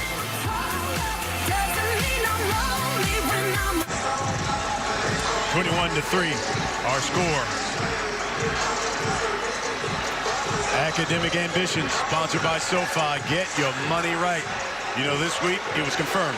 30 Baylor players earned Big 12 academic all-conference honors this season. That's a program record. Talk about doing things the right way. Ultimately, that's what it's about. Yeah, really. I mean, you're a student athlete, and they want the type of young men that are committing on the field and off of the field. Brewer keeps it up the middle. Stearns does a nice job slicing down from the edge of the defense, making the stop there. Charlie got up a little gingerly. I think Stearns got in right down around his ankles. He's kind of stretching that hip out a little bit. 2nd and 9. 38.5, Texas. And they're bleeding that clock down for good reason. Below 10 seconds now. Mims has got a one-on-one at the bottom.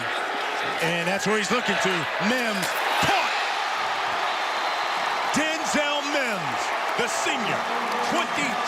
yards. Jalen Green on the coverage again. And you called it.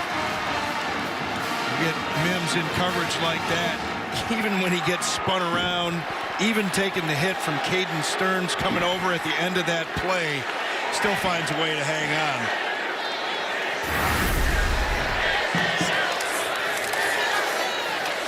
Love it.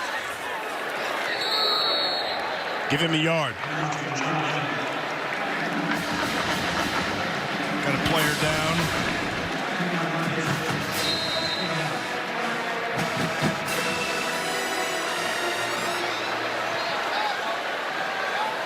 Looks like, was that Fru Morgan? Yeah. Jake. He's a senior out of Tampa.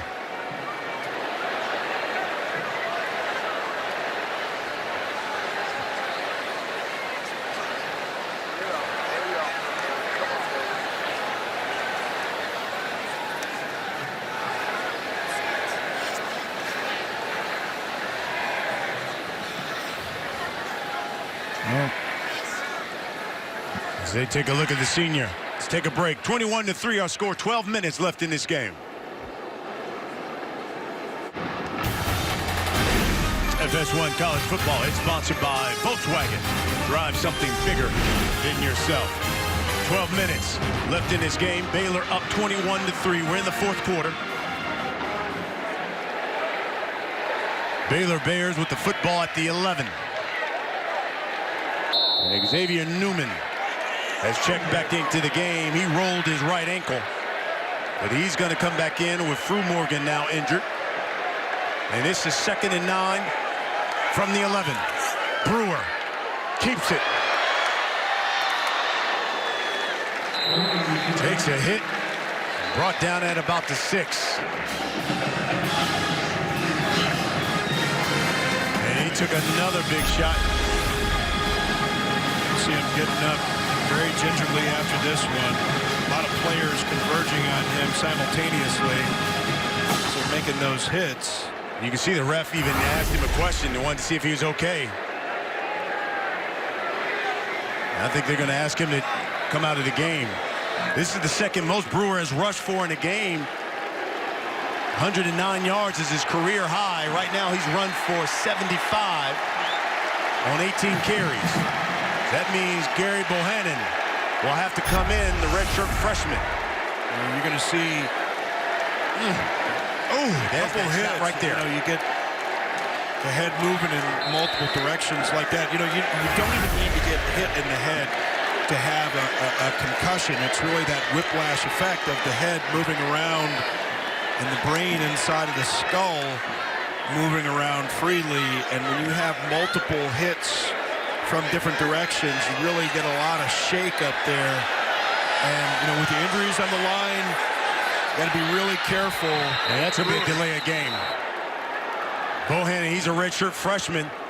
And you see Matt Rule call the timeout Baylor takes right its second before. timeout of the half. Right before they could draw that penalty, that delay of game. But what I was saying is you've got some injuries stacking up here on the offensive line, and Brewer, you need to be careful with him. You have the game to finish off the season next week.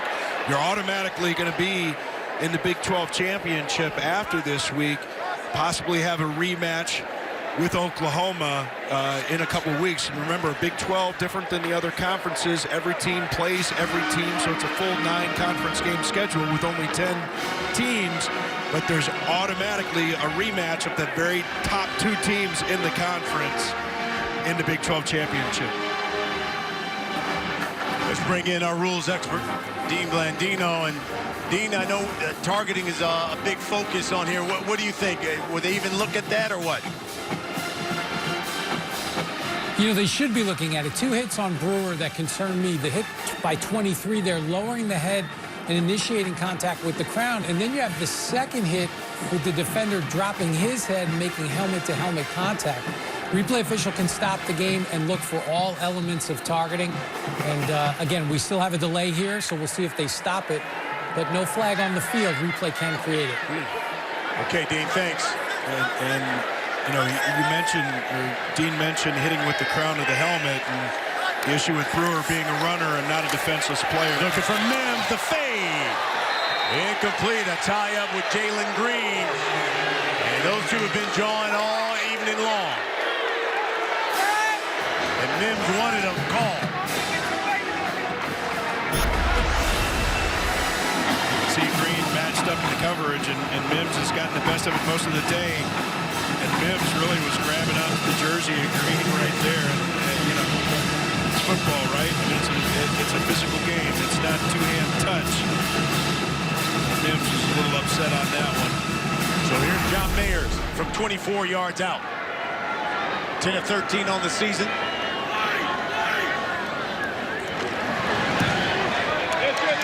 And he drills it. And Baylor up 24-3. Less than 11 minutes to play. Welcome back. We take a look at the TireRack.com game summary. Charlie Brewer has thrown for 221 yards. He's run for 75. Took a big hit, had to leave the game. And Baylor on third down, 5 and 11. Baylor is 10 minutes, 57 seconds, and Matt Rule from getting his first victory over Texas and a spot in the Big 12 championship game.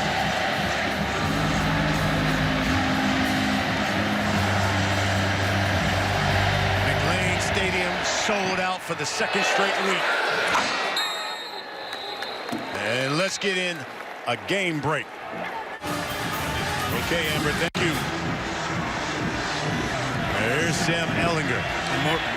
Maybe even more important in the Big Ten West, it's for Paul Bunyan's axe. Yes. The coolest trophy in all of sports. You're right. Ehlinger, plenty of time, steps up, he'll slide.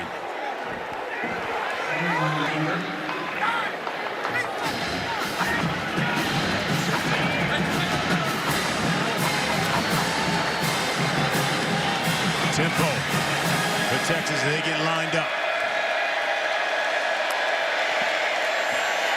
To the outside, Duvernay. He can't escape Braylon Arnold, who's already got an interception. When you want to get the ball into your playmaker's hands, I mean, you know, and look who's going to have 10 there, Robert. Here's Charlie Brewer, took that big hit. Oh, yeah. 3rd and 3 for Texas. Not going to be any reason to get him back in the game.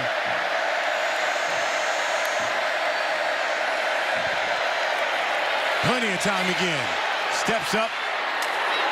And he runs for a first down. Blake Lynch makes the stop. Under 10 minutes left. And Charlie Brewer, look at that. He's getting some assistance and walking back to the locker room. Ehlinger dumps it off to Johnson.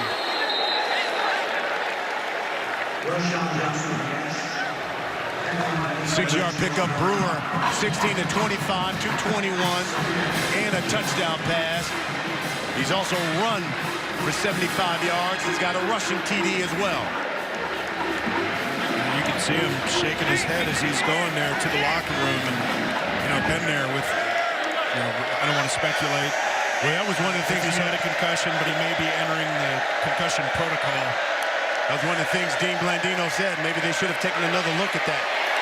Ehlinger over the middle, complete to Epps. In Baylor territory. Under 9 minutes left. 18-yard pickup for the Longhorns.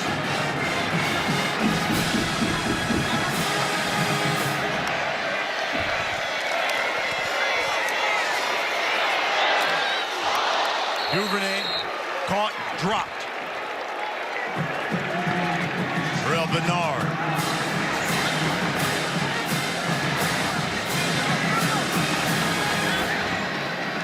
He's always going to be over the middle. Usually they use him as a spy on Ehlinger.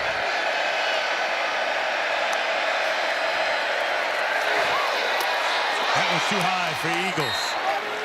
Yeah, just a little bit too much heat on that one as well. Ellinger threw that ball before Eagles had a chance to turn around. Eagles gets his head around, and because that ball was high in combination with him getting his head around so late, spotting the ball so late in the air, wasn't able to elevate quickly enough to get his hands on that one to make the catch.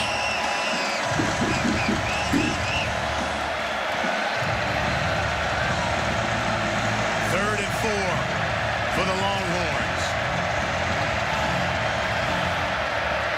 From the Baylor 33, Ellinger. Caught. And Epps. It looks like we've got a flag. And Kalen Barnes was on the coverage there the whole way on Epps. Barnes, one of those track guys. Aren't many people that are they're going to run away from him. Epps has the speed, but not that kind of speed. Personal foul. Number 56 on the offense, hitting a player on the ground. That's a 15-yard penalty from the previous spot. Replay third down. That's Zach Shackelford, the senior out of Belton, Texas. And that's one of those frustration plays right there. And you can see some guys on the offensive line trying to, that's too late. And I think they're going to get a flag on Unsportsmanlike conduct. Offense number 73. The 15-yard penalty, third down. Oh, it's starting to melt. Yeah, you could see Parker Braun kind of losing it to one of the officials, and some of his teammates trying to grab him and pull him back. It was pretty clear that he was upset about the initial call on that one, and his guys were trying to kind of back him up from the cliff there, but he must have said some magic words there that got the refs to throw the flag on him. And that's just undisciplined play. That's frustration. That's being down 24-3 in this ball game. There's not any excuses. Yep. But he's getting escorted out. Yep. They're like, look, take him on out of here. You know, when we had that long talk with Coach Herman, he challenged his guys for this game. Said this is a character game for us.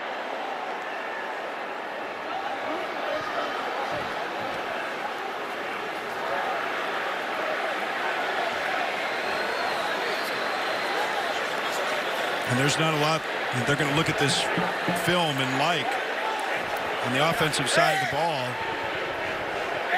To only have 3 points in this game, really haven't been able to find an answer defensively, especially for Mims.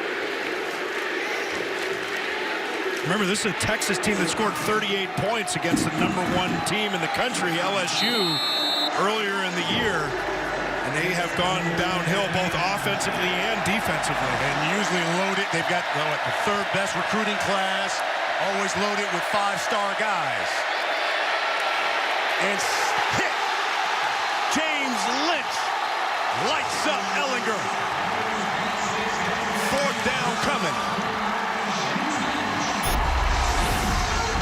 When you see Sam Ellinger tries to step up into the pocket here. And look at the effort by Lynch, just never stopping on that one. Had to take such a wide route to get back to Ellinger. Evades a couple of extra blockers, and he's able to pursue Ellinger and hit him just as he's getting ready to throw the ball.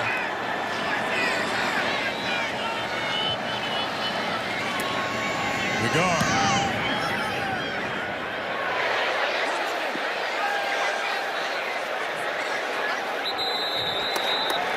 And nailed down it at the 11. Baylor Bears, 7 minutes, 33 seconds away from their 10th win of the season. 24-3, our score. Gary Bohannon remains in the football game, the redshirt freshman out of rural Arkansas. Charlie Brewer took a big hit. Baylor's last offensive possession.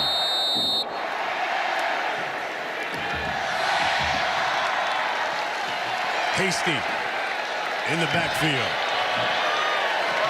They've used Bohannon in some wildcat type situations, a lot of red zone runs earlier in the year. So definitely a dangerous runner. False start. Offense, number 52. 5-yard penalty, first down.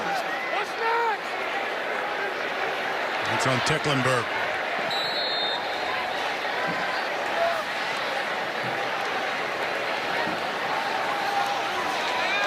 So now from their own 5.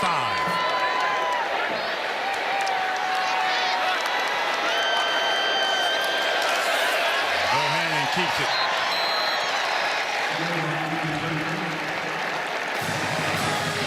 Brought down at the 13. Yeah, and Bohannon's a bigger quarterback than Charlie Brewer. And you've got a demoralized defense that had some trouble stopping the run down in a situation like this. This is gut check time for a defense.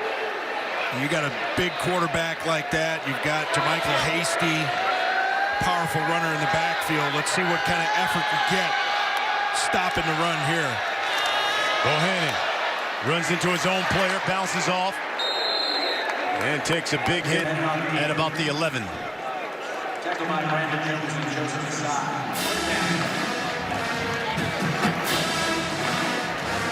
Joseph Osai.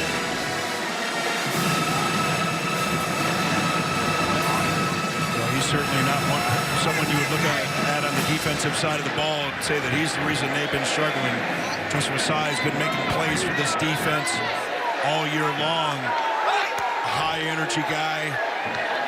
Made a lot of plays in a lot of different ways.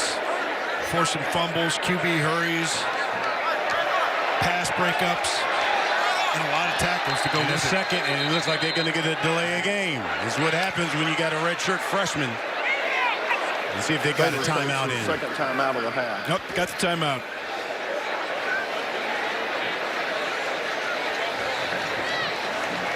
Let's take a look at our All-State mayhem moment. And it comes from the senior on senior day, Denzel Mims in that third quarter. Mims, 7 catches, 125 yards, and a touchdown. That's our All-State mayhem moment. It's a complete package. You can see, being a senior, of course, he'll be back here next year, but I believe we will see him on Sundays. He's a guy that will probably get drafted, and he does it all. You can see he separates well from defenders, catches the ball with his hands away from the frame of his body, controls the ball well, can move it, position it away from defenders, which is so important in the NFL because defensive backs are right there, number one, and they do a great job of really continuing to fight throughout the process of the catch to try and keep you from controlling the ball to the ground. He moves well after the catch. Great body control near the sideline, as we saw earlier. So really nothing lacking in the toolkit for a wide receiver from Denzel Mims. Here's 3rd and 10, empty set for Bohannon.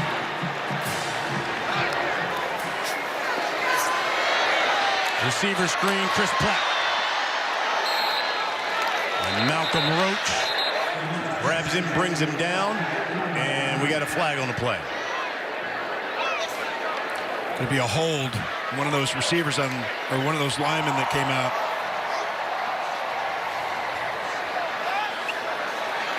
It looks like Texas is going to decline it. Illegal block in the back on the offense, number 81.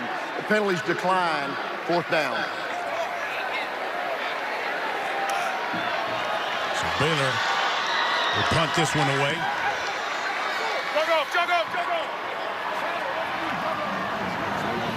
And again, Matt Rule, in his 3rd season at Baylor, has improved the record every season.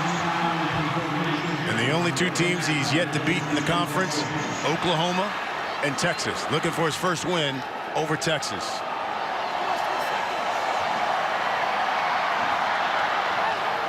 And think about the things that he did.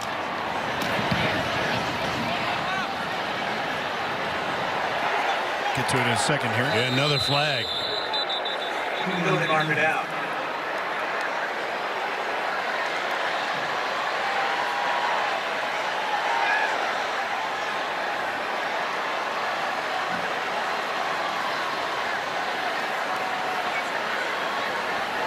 Obviously, Mike DeFee and his crew going to stay tonight in Waco. They don't have any flights out of here after. They're getting their money's worth today. You sound like somebody that might have a flight to catch. Some of us live up in the DFW and don't care. Yeah, I'm with you, Coach Rule. I'll be with you. There is no foul in the play. Exactly.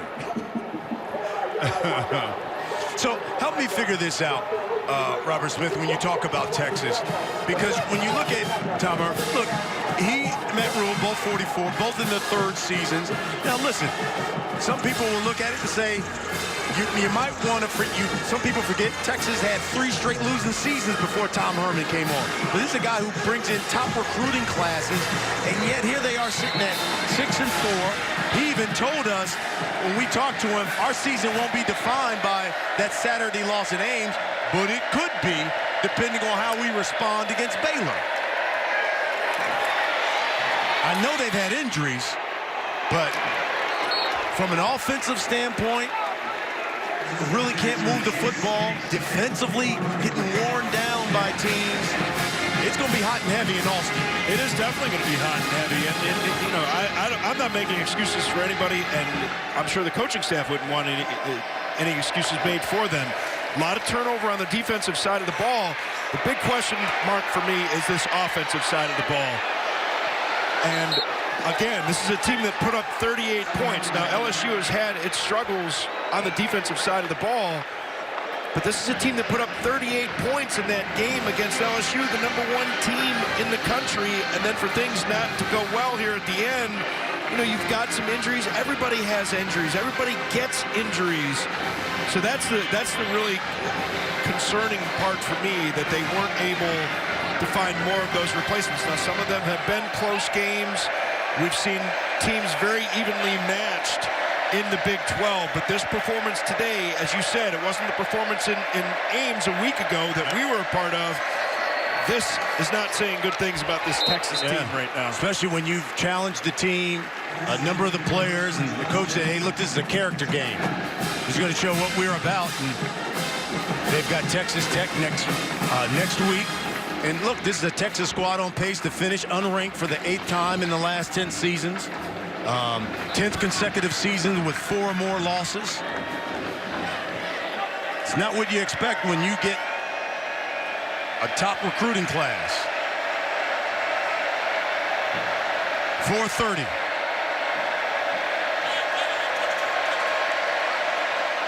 Defense showing pressure. They come after Ellinger. He steps up, throws, and complete. Alvante Woodard makes the catch. It's a first down for the Longhorns. They'll move the sticks. 13-yard pickup. And I think it's important in the discussion to not take anything away from Baylor, because I know the story that the story of Matt Rule and where this program was and all that they went through. And you mentioned Mack Rhodes, the athletic director, his part to play in that. Their performance over the last couple of years and their improvement has been nothing short of spectacular. Well, you get a guy like Matt Rule, comes from that Northeast, who's a guy who's blue-collar, tough. I want defense, and you can see this team has taken on his personality. Almost the 6th of the year. Oh, no, wait, that was Jamison Houston. I didn't see that second one on the jersey. This is their best cover guy. You can see right there, nice break on the ball. Just doesn't pull this one in. He had his eyes on Ellinger that whole time, too. That's defensive back's dream right there.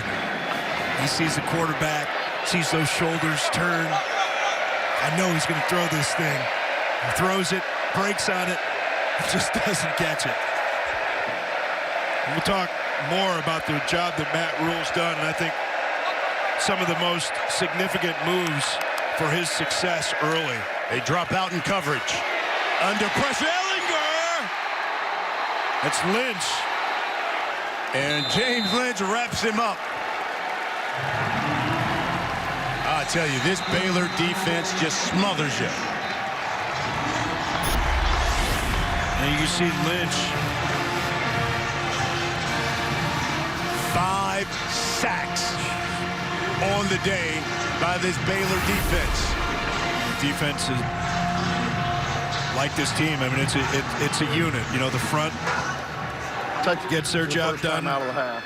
Defensive backs are covering up on the backside, leaving no options, which, you know, partially good defense and partially, again, the questions about Texas's offense, you know, with Colin Johnson out and Duvernay really being that only threat consistently. Why aren't you getting more of those guys to develop as threats on the outside? But back to the story of Matt Rule and what he's done here. You know, one of his first moves was hiring David Wetzel, who was president of the Texas High School Coaches Association. So he really started to reach out to people that had the connection to these Texas high schools. And, you know, you can't fake sincerity. Yeah. I mean, well, I guess you can fake it, but people are going to pick up on it right away. And a poll of these high school coaches of their opinion on the coaches within colleges in the state of Texas they trust the most. Matt Rule only finished behind Gary Patterson, who's been around there longer than any of the coaches here in Texas. Well, even the players will tell you, we trust him. Yeah. And that's what it's all about as a coach, to build that trust with your players. He's certainly got it, and they have played for him. For this team to be 1-11 in his first season and for them to trust what he's trying to do and build this program. Look at the fruits of the labor in just his 3rd season. It is incredible. And, you know, when you talk to him, you don't get any coach speak out of him. No, I mean, authentic guy. He will tell you. Like you're talking to one of your good friends. Here's Ellinger. Rolling. Incomplete. Unlike last week, this Baylor squad not looking at the clock, and they are playing until the last tick. You know, I had an opportunity to speak with Mac Rhodes, the athletic director, beforehand, and he's got an interesting background. He's been around some interesting situations from, you know, being at Missouri, and he was at Houston, actually was there with the hiring of Tom Herman. But kind of what's going on here at Baylor, and you just got... After the play, unsportsmanlike conduct, offense number 68. That 15-yard penalty being forced in the dead ball spot, first down. That's number 68's first unsportsmanlike conduct penalty. That's on Kerstetter. So you've had Parker Braun, you've had Kerstetter, a number of guys here on the offensive line who lost their composure.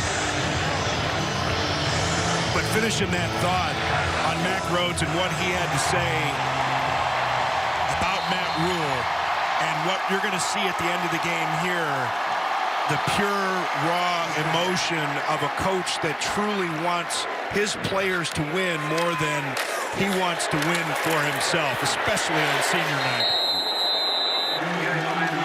It is senior day here as a flag on the play. Time now for our smoking player of the game, sponsored by Old Trapper Beef Jerky. What's your beef? And Denzel Mims. Wow, look at that catch. 7 catches for $125. Touchdown, his 11th of the season, 10th most in FBS.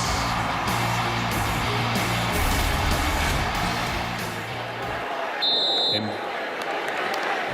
a call holding on Baylor. They're 3 minutes away from victory in their 10th win of the season.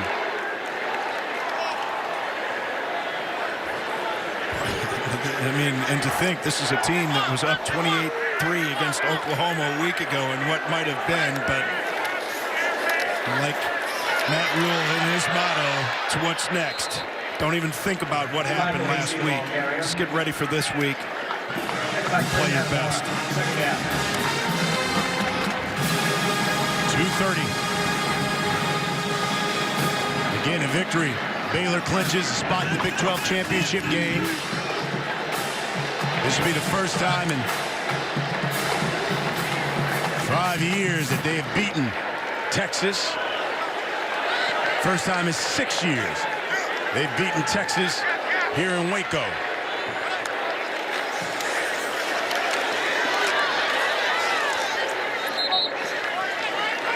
I know it's a couple of weeks off, but what we've seen from the committee so far and how they rank teams based on common opponents, let's look at this scenario. Suppose LSU gets into the SEC championship game and they lose to Georgia, and people are talking about LSU automatically still being in the top 4, even if they lose in a scenario like that. What if it's Baylor? What if it's Baylor that finishes out with the Big 12 championship? They're sitting there both with 1 loss, but with the Baylor win over the common opponent in Texas in such a more dominating fashion than what LSU had done. I know it was a different time of the season, but something to think about. Well, if this score holds, this will be the largest win by the Baylor Bears in this series. Last time Texas hasn't put up a touchdown in a game, 2016. That was 38 games ago.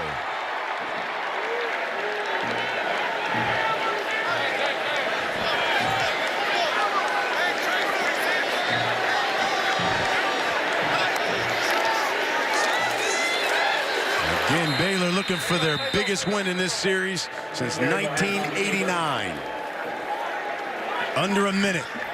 A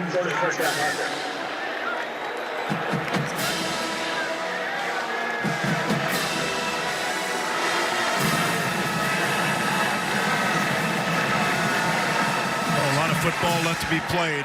It'll be interesting to see what happens with Charlie Brewer. And Baylor's got Kansas a week from now. They punched their ticket into the Big 12 championship game. But how about the Jay? They played Iowa State tough today. Absolutely, and we've had a chance to see them play. We saw them play against TCU and had our chance to talk to Les Miles and his staff, and he's since made change at the offensive coordinator spot, and that offense has really picked up. As Duvernay run out of bounds, but a first down pickup for him. That Iowa State defense doesn't generally give up a lot of points. You know, we haven't seen kind of how that one broke down with all the statistics and if there were some turnovers. I know that man Carter Stanley threw for over 300 in that game. That's unusual for that Iowa State defense to give up those kind of numbers. And another receiver screen for Duvernay. And another first down for the Longhorns.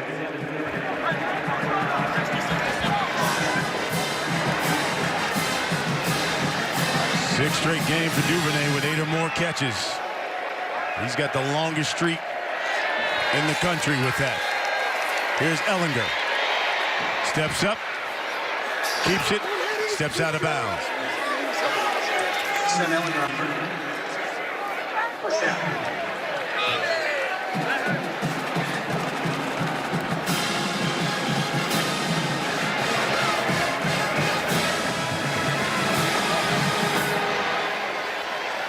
So Matt Rule 15 seconds away from his first victory over Texas.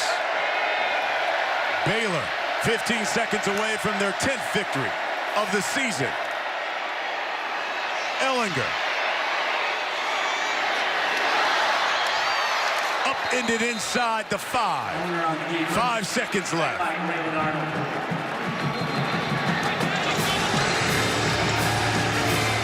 Looks like the Horns have called a timeout. This is the second timeout of the half. 30-second timeout. And that's not going to go over well with the Baylor fans. Hey, if I'm Texas, I'm Doug Herman. I don't really care what the Baylor fans think about it. I'm trying to get myself into the end zone. I mean, your job as a coach is to keep coaching your players, and as a player, you play to the last snap. That's who you are. That's what this game is. You know, it's not the kind of game that you can afford to take plays off and that you can have a mentality anything other than go out and do your best all the time. Obviously not going to win the game or come anywhere close, but it speaks to you as a person, as a player, and what you're about as a staff, as a team, what you do in the last minutes of a game like this where you're losing, and you're not just doing it to make the scoreboard look better. You know, there are recruits all over the country watching you, and you always want to give your best. And that's exactly what you're seeing from Texas right now on this drive.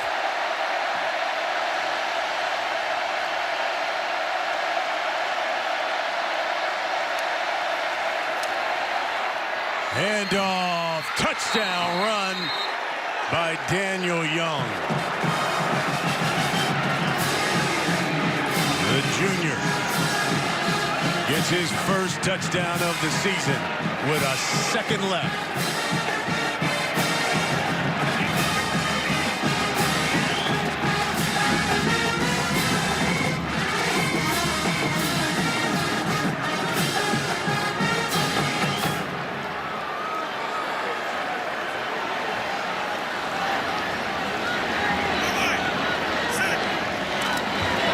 Extra point is good. And we'll have a kickoff. And 1 second. But Matt Rule will have to wait to get his first victory over Texas and the 10th of the season. I'm sure he doesn't mind savoring it for that extra time. And you know, as a parent, I know that you know this as well. You know, there's no success like the success of your children, and I'm sure for many coaches, there's no success like the success of your players. You see these guys develop, and again, it's such a different situation because when Art Briles was fired, and with that chaos, players had an opportunity to leave, and a lot of these guys hung around. And this is what they've hung around for. Yeah. Birth now into the Big 12 championship. And who would have thought something like that was going to happen? So to see your children, if you will, your football team children succeed, that's one thing. But to see them succeed and overcome that kind of adversity, it's a special kind of feeling for Matt Rule. And he even told us, he said that one thing that's burned him since he's been here at Baylor is that he hasn't won on senior day. Yeah. He's always wanted his senior to go out with a victory. He wanted to talk to them about it this week. Exactly. Didn't want to jinx it. There it is. Baylor and Matt Rule's Texas football. They're now 10-1. They've clinched a spot in the Big 12 championship game. He gets his first victory over the Longhorns.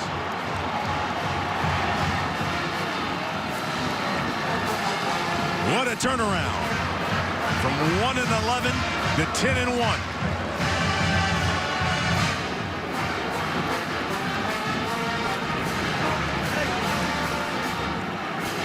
One of the great stories in all of college football, in the history of college football, is historic turnarounds. Well, for Robert Smith, I'm Brian Custer. The final, Baylor 24, Texas 10.